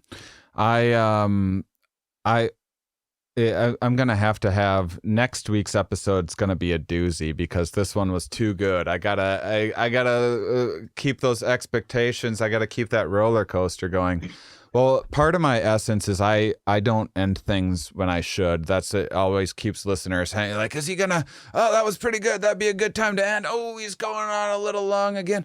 That's why they keep tuning in each week. I have something that I need to ask you about, because I didn't read it. I just flipped through, saw some words. It's a subject that I enjoy and I haven't got to talk about in some time. Saw the word mirror neurons, got very excited. Because here's the deal. Mirror neurons, my sense of things. People got real excited about these mirror neurons, and then for a while there's people like, oh, these mirror neurons are overblown, and sure, they're interesting and everything, but everything's just mirror neurons. Forget about those mirror neurons. This is oversold. And I've stood by mirror neurons. I've said no, mirror neurons are fantastic. They're interesting, and they are damned important. And I haven't talked about mirror neurons in a while. Hit me with some mirror neurons. Tell the listeners what mirror neurons are.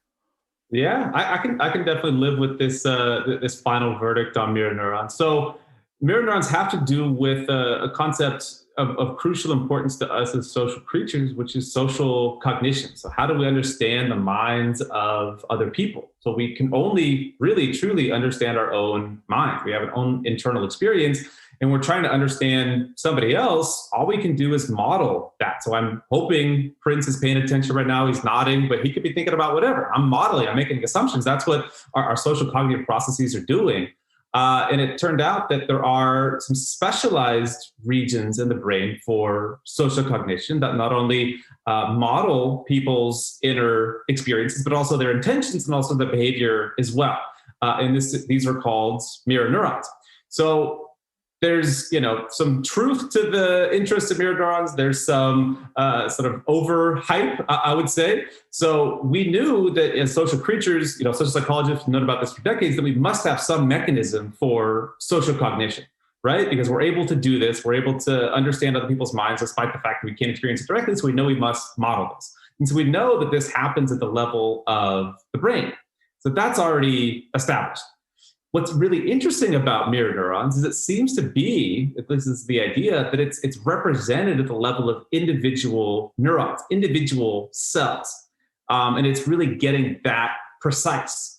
And basically if I'm writing, a piece on a piece of paper, and then I'm witnessing you writing on a piece of paper, these mirror neurons are activated to the same extent and actually at the same frequency and amplitude that you are.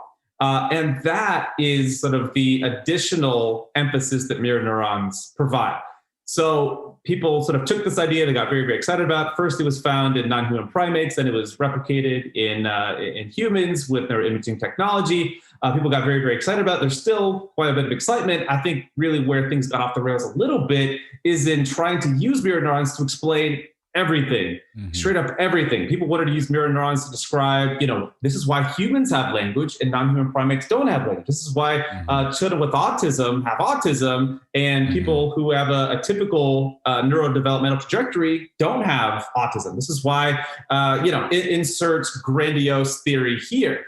And so I think mirror neurons are a crucial puzzle to understanding sociality, social cognition. But I do think we have to sort of treat some of the claims with, a bit of caution as well. Well, I think they're absolutely everything. So don't listen to Matt, everybody. I mean, one element though, and Matt, jump in if you think I'm overstepping here. One thing that is related to mirror neurons is empathy, right? We're not just replicating Matt's writing style when he's writing. When Matt cries or laughs, mirror neurons happen to be the mechanism of me feeling that his pain and his pleasure, right? So empathy is really my takeaway. One particular takeaway of mirror neurons. We empathize with humans, and there is a quirk in how we empathize with humans. We really talk about how deep this whole thing goes in the book. So if you really want to get into it, you can. But I'll give a teaser for it. Our human empathy system is kind of broken. We empathize more with one person than we do with plural persons. Mm-hmm. So, and how this connects to marketing is when you put the U.S. Olympic team on the cereal box, you're actually doing disservice. You should pick one Olympian of the swim team or the running team or insert name of team here on the cereal box, because we are biologically inclined to empathize more with a single person. And this has been tested many and many times over. So if you do thumbnails, include both of us, but for other guests you get, a single person face is going to get more empathy or connection, right? And that is something that isn't well known. And that is something that isn't overhyped at all, is we empathize. So if you want to donate money for a cause, and this is real research and validated with further research, is you put the photo of one person. Here's a hungry child in need. Here's a group of hungry children in need. Logically, you should care more about 5 hungry children than you should one. But when you actually test that, people donate more money to the single child. They even replicated that by putting the photo of the same single child in with the other 4 kids, and it still got more donations for that child. And you've seen this over and over. And the implications of this, though, are big. Implications of this still speak for why we fall for, or rather buy into, brands that have endorsements. It speaks for why, why we think we need a president. Like, yeah. What about person be in charge of? Put that guy in charge of all of it. Dude, Shane, get out of my head. That was literally what I was going to say, because that person is a figurehead, right? So, but in many ways, you can either fight against that biology, good luck, or you can optimize for that biology, right? If you have one person who is the figurehead for all of America, then freaking groom said person to know that what he or she says is going to impact and have an impression globally on 7 billion people looking at you, right? And that's why there is this obsession with Elon Musk. There's this obsession with insert name here. Steve Fauci. Jobs. Fauci. Fauci isn't all of virology and epidemiology, but people are like, this guy. Right. It's like one person that it's. But imagine if Fauci had a PR team and a neuromarketer discussing strategy to address the concerns that Fauci clearly gives a shit about. Then you actually use our empathy, our incomplete or our empathy glitch for good, right? So probably the most important question that I've asked the entire episode is, for the thumbnail for this one, should it be half of each of you as one person? Will that do anything for people? I feel like that could work. Let's test it. In the spirit of trying things and intermittent rewards, let's try it. And we'll combine you two, and then we'll put my beard and hair of you guys. We'll send you our headshots. You just chop them in half and just stitch Matt and Prince together and throw your beard on there. I think now that you put it up here, listeners, you heard it. If you're listening to this and the thumbnail of this is not the 3 of us combined to one really freaky, ugly organism, then you can call out Shane. I've trained them to know. Sometimes they're going to get that sweet thumbnail. Other times we're mailing it in. Keep your expectations low around here. And sometimes, once in a while, you're going to be very satisfied. I was super satisfied to have you guys on. You guys were absolutely terrific. I hope you, the listeners, will check out Blind Sight, the mostly hidden ways marketing shapes our brains. Do you hear? I feel like I have like a pretty solid radio voice when I read that. Did you guys think that should I do it one more time and you give me notes? I think you should. Blind Sight, yeah. Mostly. See, now when I tried to do it, did you hear it went off? It wasn't quite there. I nailed it the first time. And if you go back to the beginning of the episode, I nailed it there too. We'll do one more take. Blind Sight. The mostly, nope, see, now it's too much. Now it's too much. The mostly hidden ways marketing reshapes our brains. Nailed it. There we go. That's the audiobook version right there. Oh. Matt Johnson and Prince Gooman joining us. Thank you so much, guys, for joining me. And I hope everyone checks out your book. You guys are absolutely terrific. I hope to have you on again sometime. And Shane, right back at you. One thing, if I can add, is anything. What do you guys want to plug? We are super serious about addressing both the buyer, all of us aspect of this whole thing, and the marketer aspect. But we can't do this shit alone, right? Mm-hmm. Like what you're doing as being the distributor of knowledge is as important, if not more, than what we're doing. So can we get a little badge for me that says distributor? Distributor. You're a brand and a distributor. Oh boy, I'm whipping that sucker out in public. Why won't this guy shut up? Like I pulled my badge out. I hope you know that you creating this platform and you give a shit means a lot to us. It doesn't matter what books we write. It doesn't how hard we try to change marketing behavior and buyer behavior. It's not until people like you give us an opportunity to talk about it openly and, quite frankly, completely transparently, that people listen. So, for real, thank you so much, man. It helps. It helps tremendously to get this out there. I mean, you know how annoying it is for me to have the weight of the world on my shoulders. Like I want, I want all that, but it comes with a sweet badge. Badge.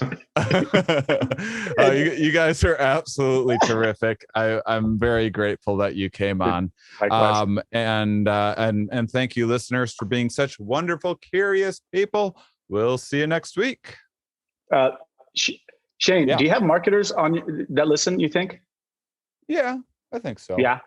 Do you mind if I mention popnerd.com if they actually care about this stuff and want to learn how to use it? Yeah, I'm glad that I was about to hit stop. That's why I was looking around. I was about to hit the stop button.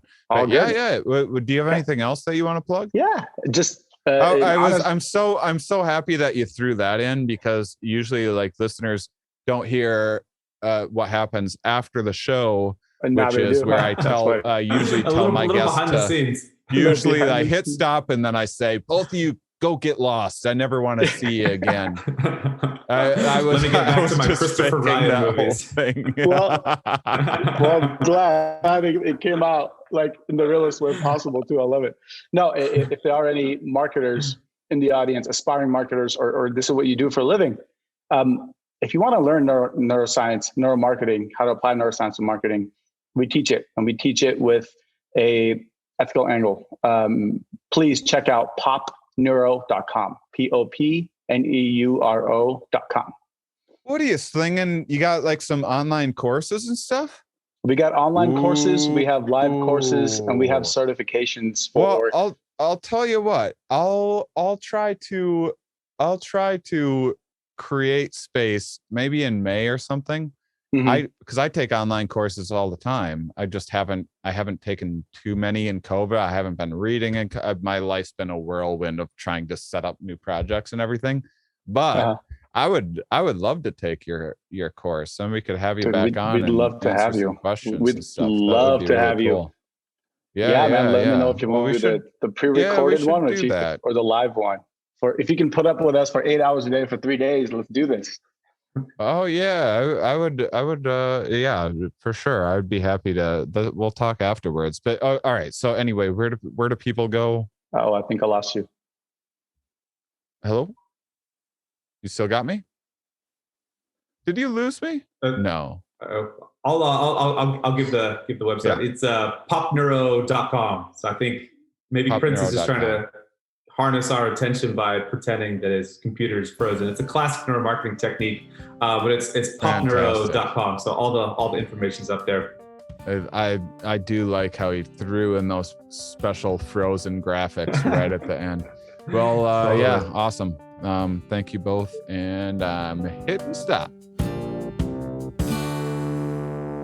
All right, everybody. I hope you enjoyed the show. I just loved this one. I'd love to get these guys back on. I hope you check out the book.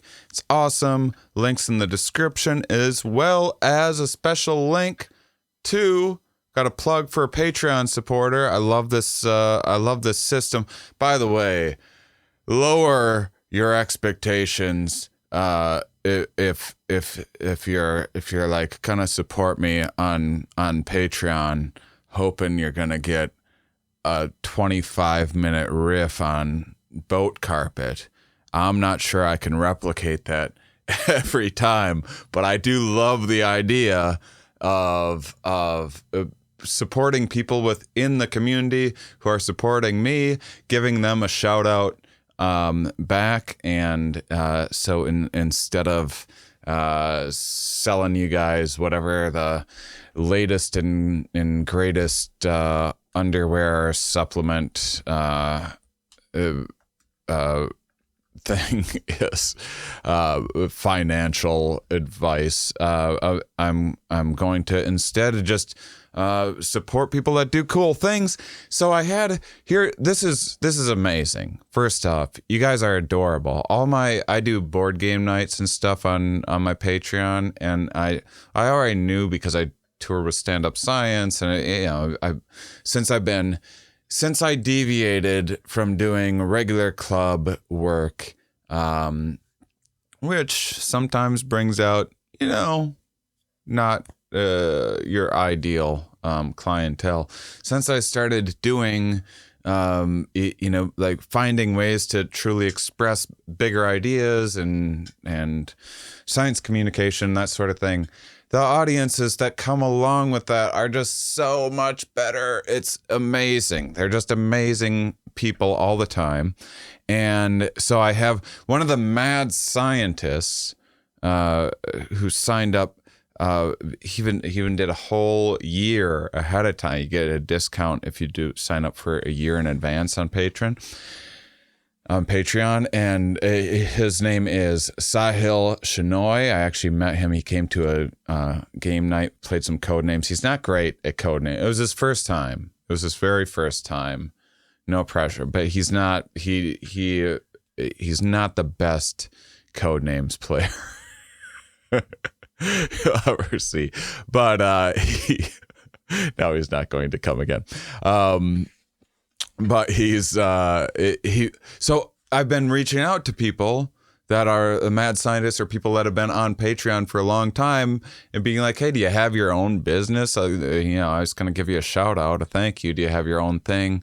And Sahil had listened to how amazing this is. He's like, hey, can you give my mom a shout out? She has a business on Indiegogo that's starting up. And I'm like, that's adorable. And I'd love to do that. Not thinking when someone's like, hey, will you help me out with like my Kickstarter or whatever? I'm like, oh boy. And so I had low expectations. And this is amazing. It's called Omnipan, high performance modern cookware. But listen to this, guys. She already has like 300,000 worth of support on Indiegogo and has like crazy professional videos and stuff that are amazing for it. And she's a cook and makes cookbooks. And I skimmed. I skim and then I imagine and I come up with ideas and then I prod my ideas to see if they're logical or if I'm thinking about things in the right way, and then find gaps in it, and then I come up with hopefully creative things to say from that. So if you're gonna end up like this is gonna be, I'm gonna tell you guys about it in a minute, and I don't care if you get the OmniPan or what, I'm just gonna riff about cookware because that's funny to me. But I'm impressed. So if you end up on Shark Tank, this is one of the things that I'm offering. It's not a listed Patreon perk, but if any of my Patreon supporters out there, if your moms end up on Shark Tank with a cool product, send them my way for a little coaching. I want to get in there and coach a little bit because I don't know if you guys watch free of charge. I want to go on Shark Tank to pitch me being a Shark Tank consultant because it's the only reality show that I've ever watched that I've enjoyed. And I guess there's been a couple other that I'm like, yeah, okay, I get it. But Shark Tank is actually, there's a real, there's real stakes and these are real businesses that are really going to be something. And it's interesting to find. I love inventions. I love thinking of inventions. Mine are too ridiculous. Like I like a full, I want showers to have a full air dryer afterwards. No more towels. You get done, you turn off the water, and then it's just a bunch of hand dryers. And then you just sit there. Am I going to make that happen? No, I'm not going to make that happen. I have a million ideas like that all the time. Ideas are easy. The execution is the hard part. And then the practicalities of how much is this shower? What are we talking about here? Now you're you're getting like all these new air duct systems in your bathroom, and I no idea how it works. Not going to look into how it works. You can have that idea if you want to invent that thing. Have at it. But I respect inventors. I think it's awesome, and when people actually do things like this podcast, just putting together this podcast. And especially Mind Under Matter, that's a lot more involved. Holy crap, the amount of like little nonsense things you end up having to deal with, things you'd never think of, just endless stuff. And to do that, to make an invention from scratch, it's incredible to me. So first of all, I'm impressed. Second, let me tell you about, because this is actually up my alley. It's this OmniPan.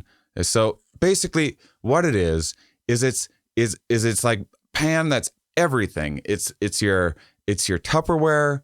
It's your it's microwave safe. It's oven safe. It's for your leftovers. So you just have your one set of cookware to rule them all. Like you're going to be addicted to this. This is you'll want to venture to Mordor to get this out of your life, but you won't because it's heat resistant and won't melt in Mordor.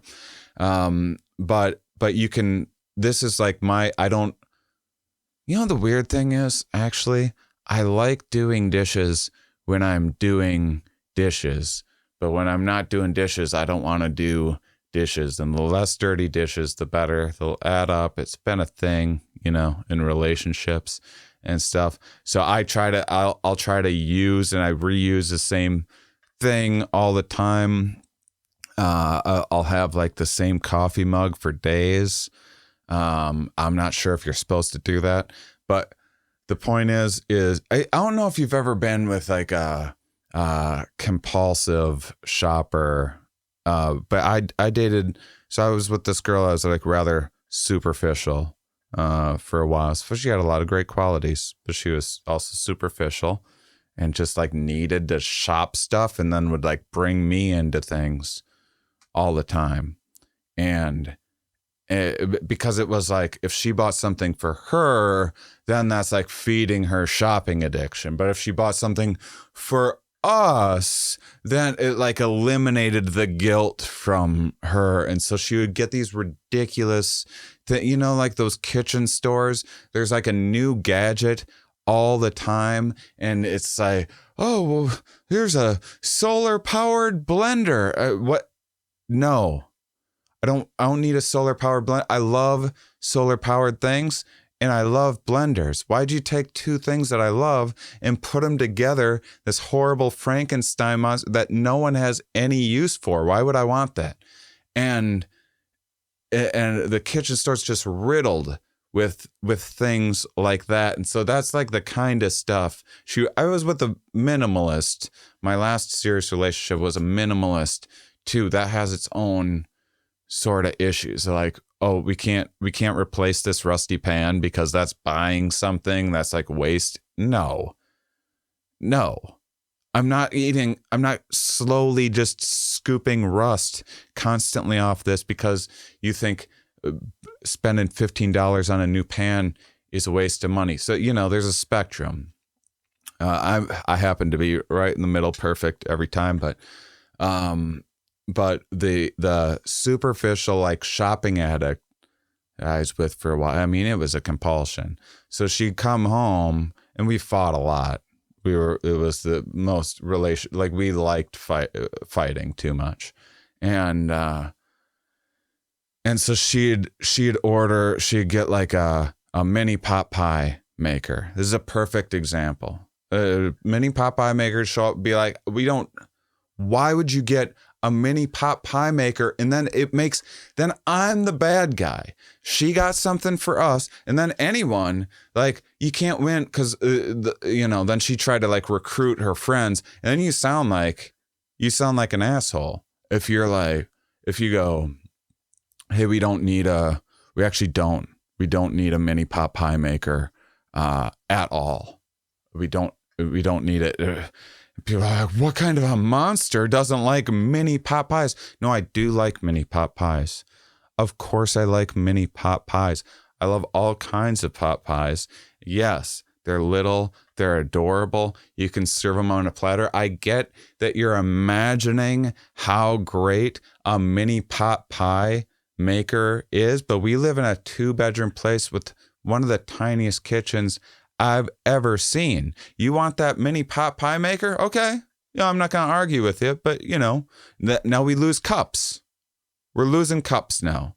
You want a mini pot pie maker? Guess what? We each get one glass and we get one coffee mug because we're making room for a mini pot pie maker you're going to use twice, mostly out of spite to prove me wrong. You're going to have a big party, everyone's gonna come over, and you make all these mini pot pies for everybody and then like really push them on people. And the first mini pot pie is great.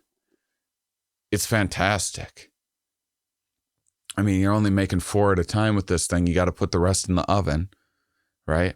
And then so now you got to, if someone comes over, and then you have this whole thing of mini pot pies and they're labeled in different ways, but you have that first one, it's incredible. But then you go, well, have another pot pie, and people are like, oh, is there not anything else? It's just pot pies? You guys are just made pot pies? Like, yeah, we just made pot pies because that's how much time it took. It says it's easy on the box. It is easy. It's easy to make 4 of them. It's not easy to keep on whipping up and changing it up, storing them in the oven and keeping the heat going. You don't need all these gadgets. You need the simplest things for doing everything. And I'm a leftovers. I don't know if you guys mess around with leftovers. Love a good leftovers. Get this from my mom. She always liked making like huge, like multiple meal, more than everyone's gonna eat, having the leftovers. But see, now you make it in the pan or whatever, you make it in the oven, and it has a clear, the OmniPan has a clear lid with a little hole in it too, if you want to open up that hole, get some ventilation in there so you can see what's going on. Love that. No more of the tin foil over the thing, and then you peek in and it's drying out. And then when you're done with it, you put it in the fridge and it's stuck in there, and then you go and you can put it in the microwave later, or you can put it back in the oven if you don't want to have it soggy from the microwave. You go, you know, you get it. They sell it like, oh, you can prepare your food, and they're, you know, you're not selling me on the preparing. Like in my mind, I'm still using like a cutting board and that sort of thing. But they say, but whatever, I haven't looked into it. Preparing it too, it's not a thing that I would. It's not part of what I would make for the pitch on Shark Tank. Which, by the way, the reason why I want to consult on Shark Tank is because it's so labored. Everyone on Shark Tank, I don't know who's coaching these people, but it's like some 1930s snake oil salesman. Every time you got a great product, just why are you pitching? Have a conversation. Tell me about your product. I don't need a whole like, hey, have you ever noticed this problem? Well, what are you going to do about that? And I go, well, what do we do? And then you have the big reveal. Don't need it. I don't need it, and I don't trust it. Why are you doing the whole disingenuous thing? This isn't Mad Men anymore. This isn't. I'm sorry, we don't live in Leave It to Beaverville. You've seen too many infomercials. That's not where we're at as a society anymore. I'm sorry, Dorothy. We aren't in Kansas anymore. You got to be genuine. You got to believe in your product. You got to have a conversation about it. These people on Shark Tank, I can't get over it. I get that public speaking is an art and everything, but just calm down a little bit. Just relax and tell me about the thing in the way you would talk about it to a good friend of yours. That's how I want you to sell me a product on Shark Tank. All right. And so that's what this product is. It's the one set of pans to rule them all. And you leave some information out on Shark Tank too. You just get the point across, you show how great it is, and then you wait. And then they're going to ask questions. And then you're going to go, and they're like, well, what's it made out of? That it's heat resistant and all this scratch resistant, everything. And you go, oh, well, I'm glad you asked. It's actually a high performance silicon that's been 100% tested by the FDA. And they're like, 100% FDA approved high grade silicon? How come you didn't even mention that? That's how great this product is. I'm learning new things you didn't even mention in the storefront, in the first initial pitch. And so, because what you want to do is, everyone's always, this is the sort of thing that like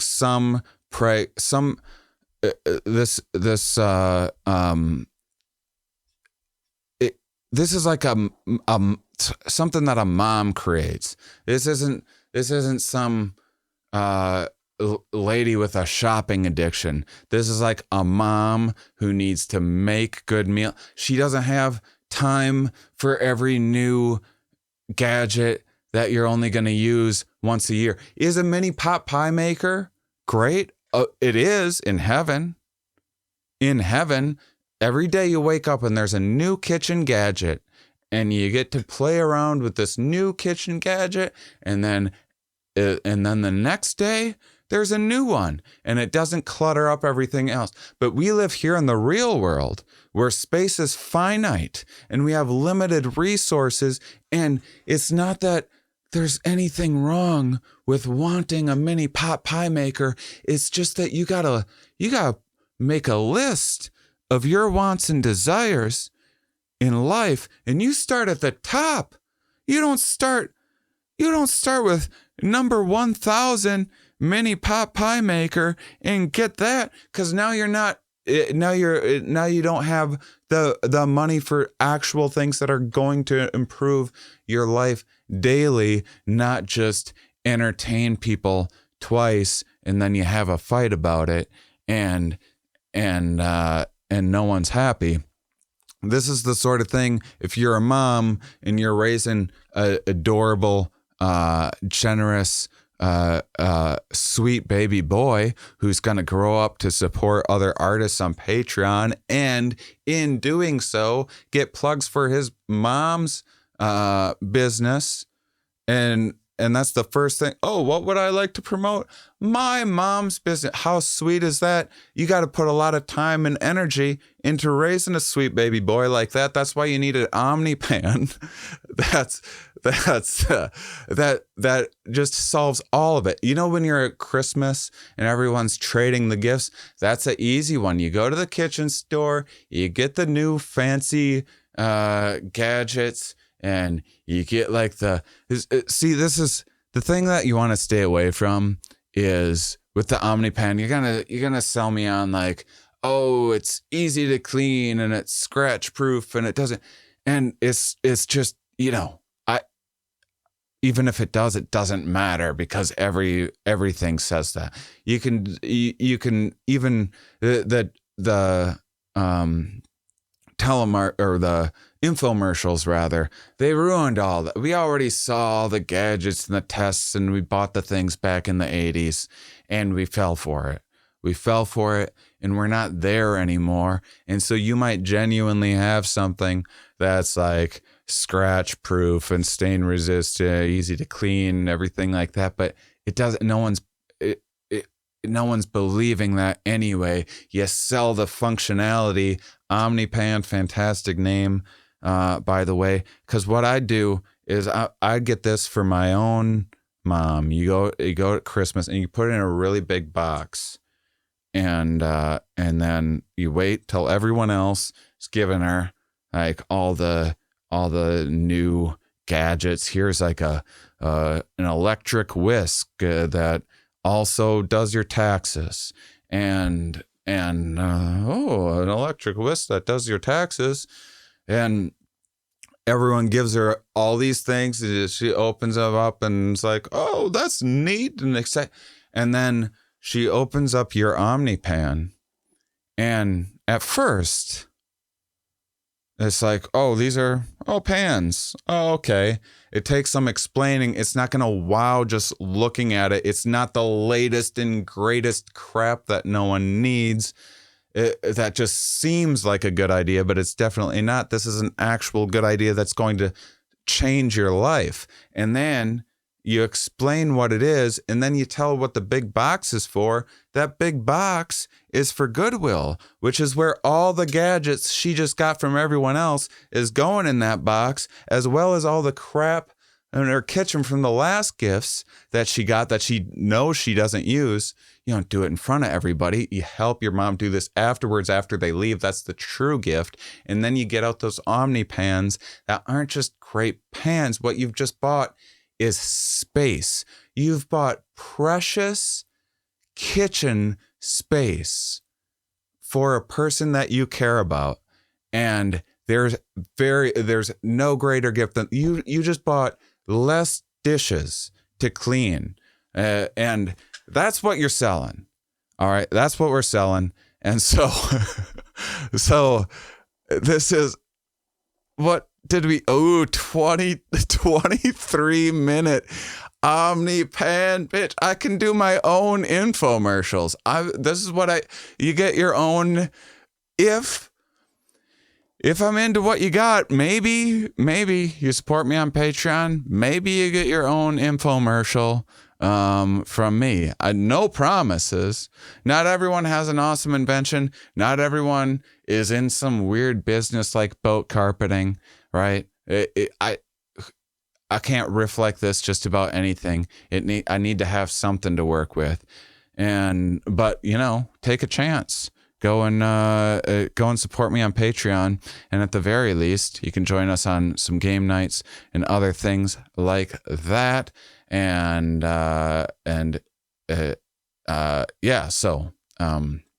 was gonna make another joke about Sahil being bad at code names, because I like to, if you join me for board game night, I like to playfully talk. I don't actually care about winning, but I do like to talk a little bit of smack. It's it's part of what I do. So join Patreon, check that out, and thank you, Sahil Shenoy, for joining me.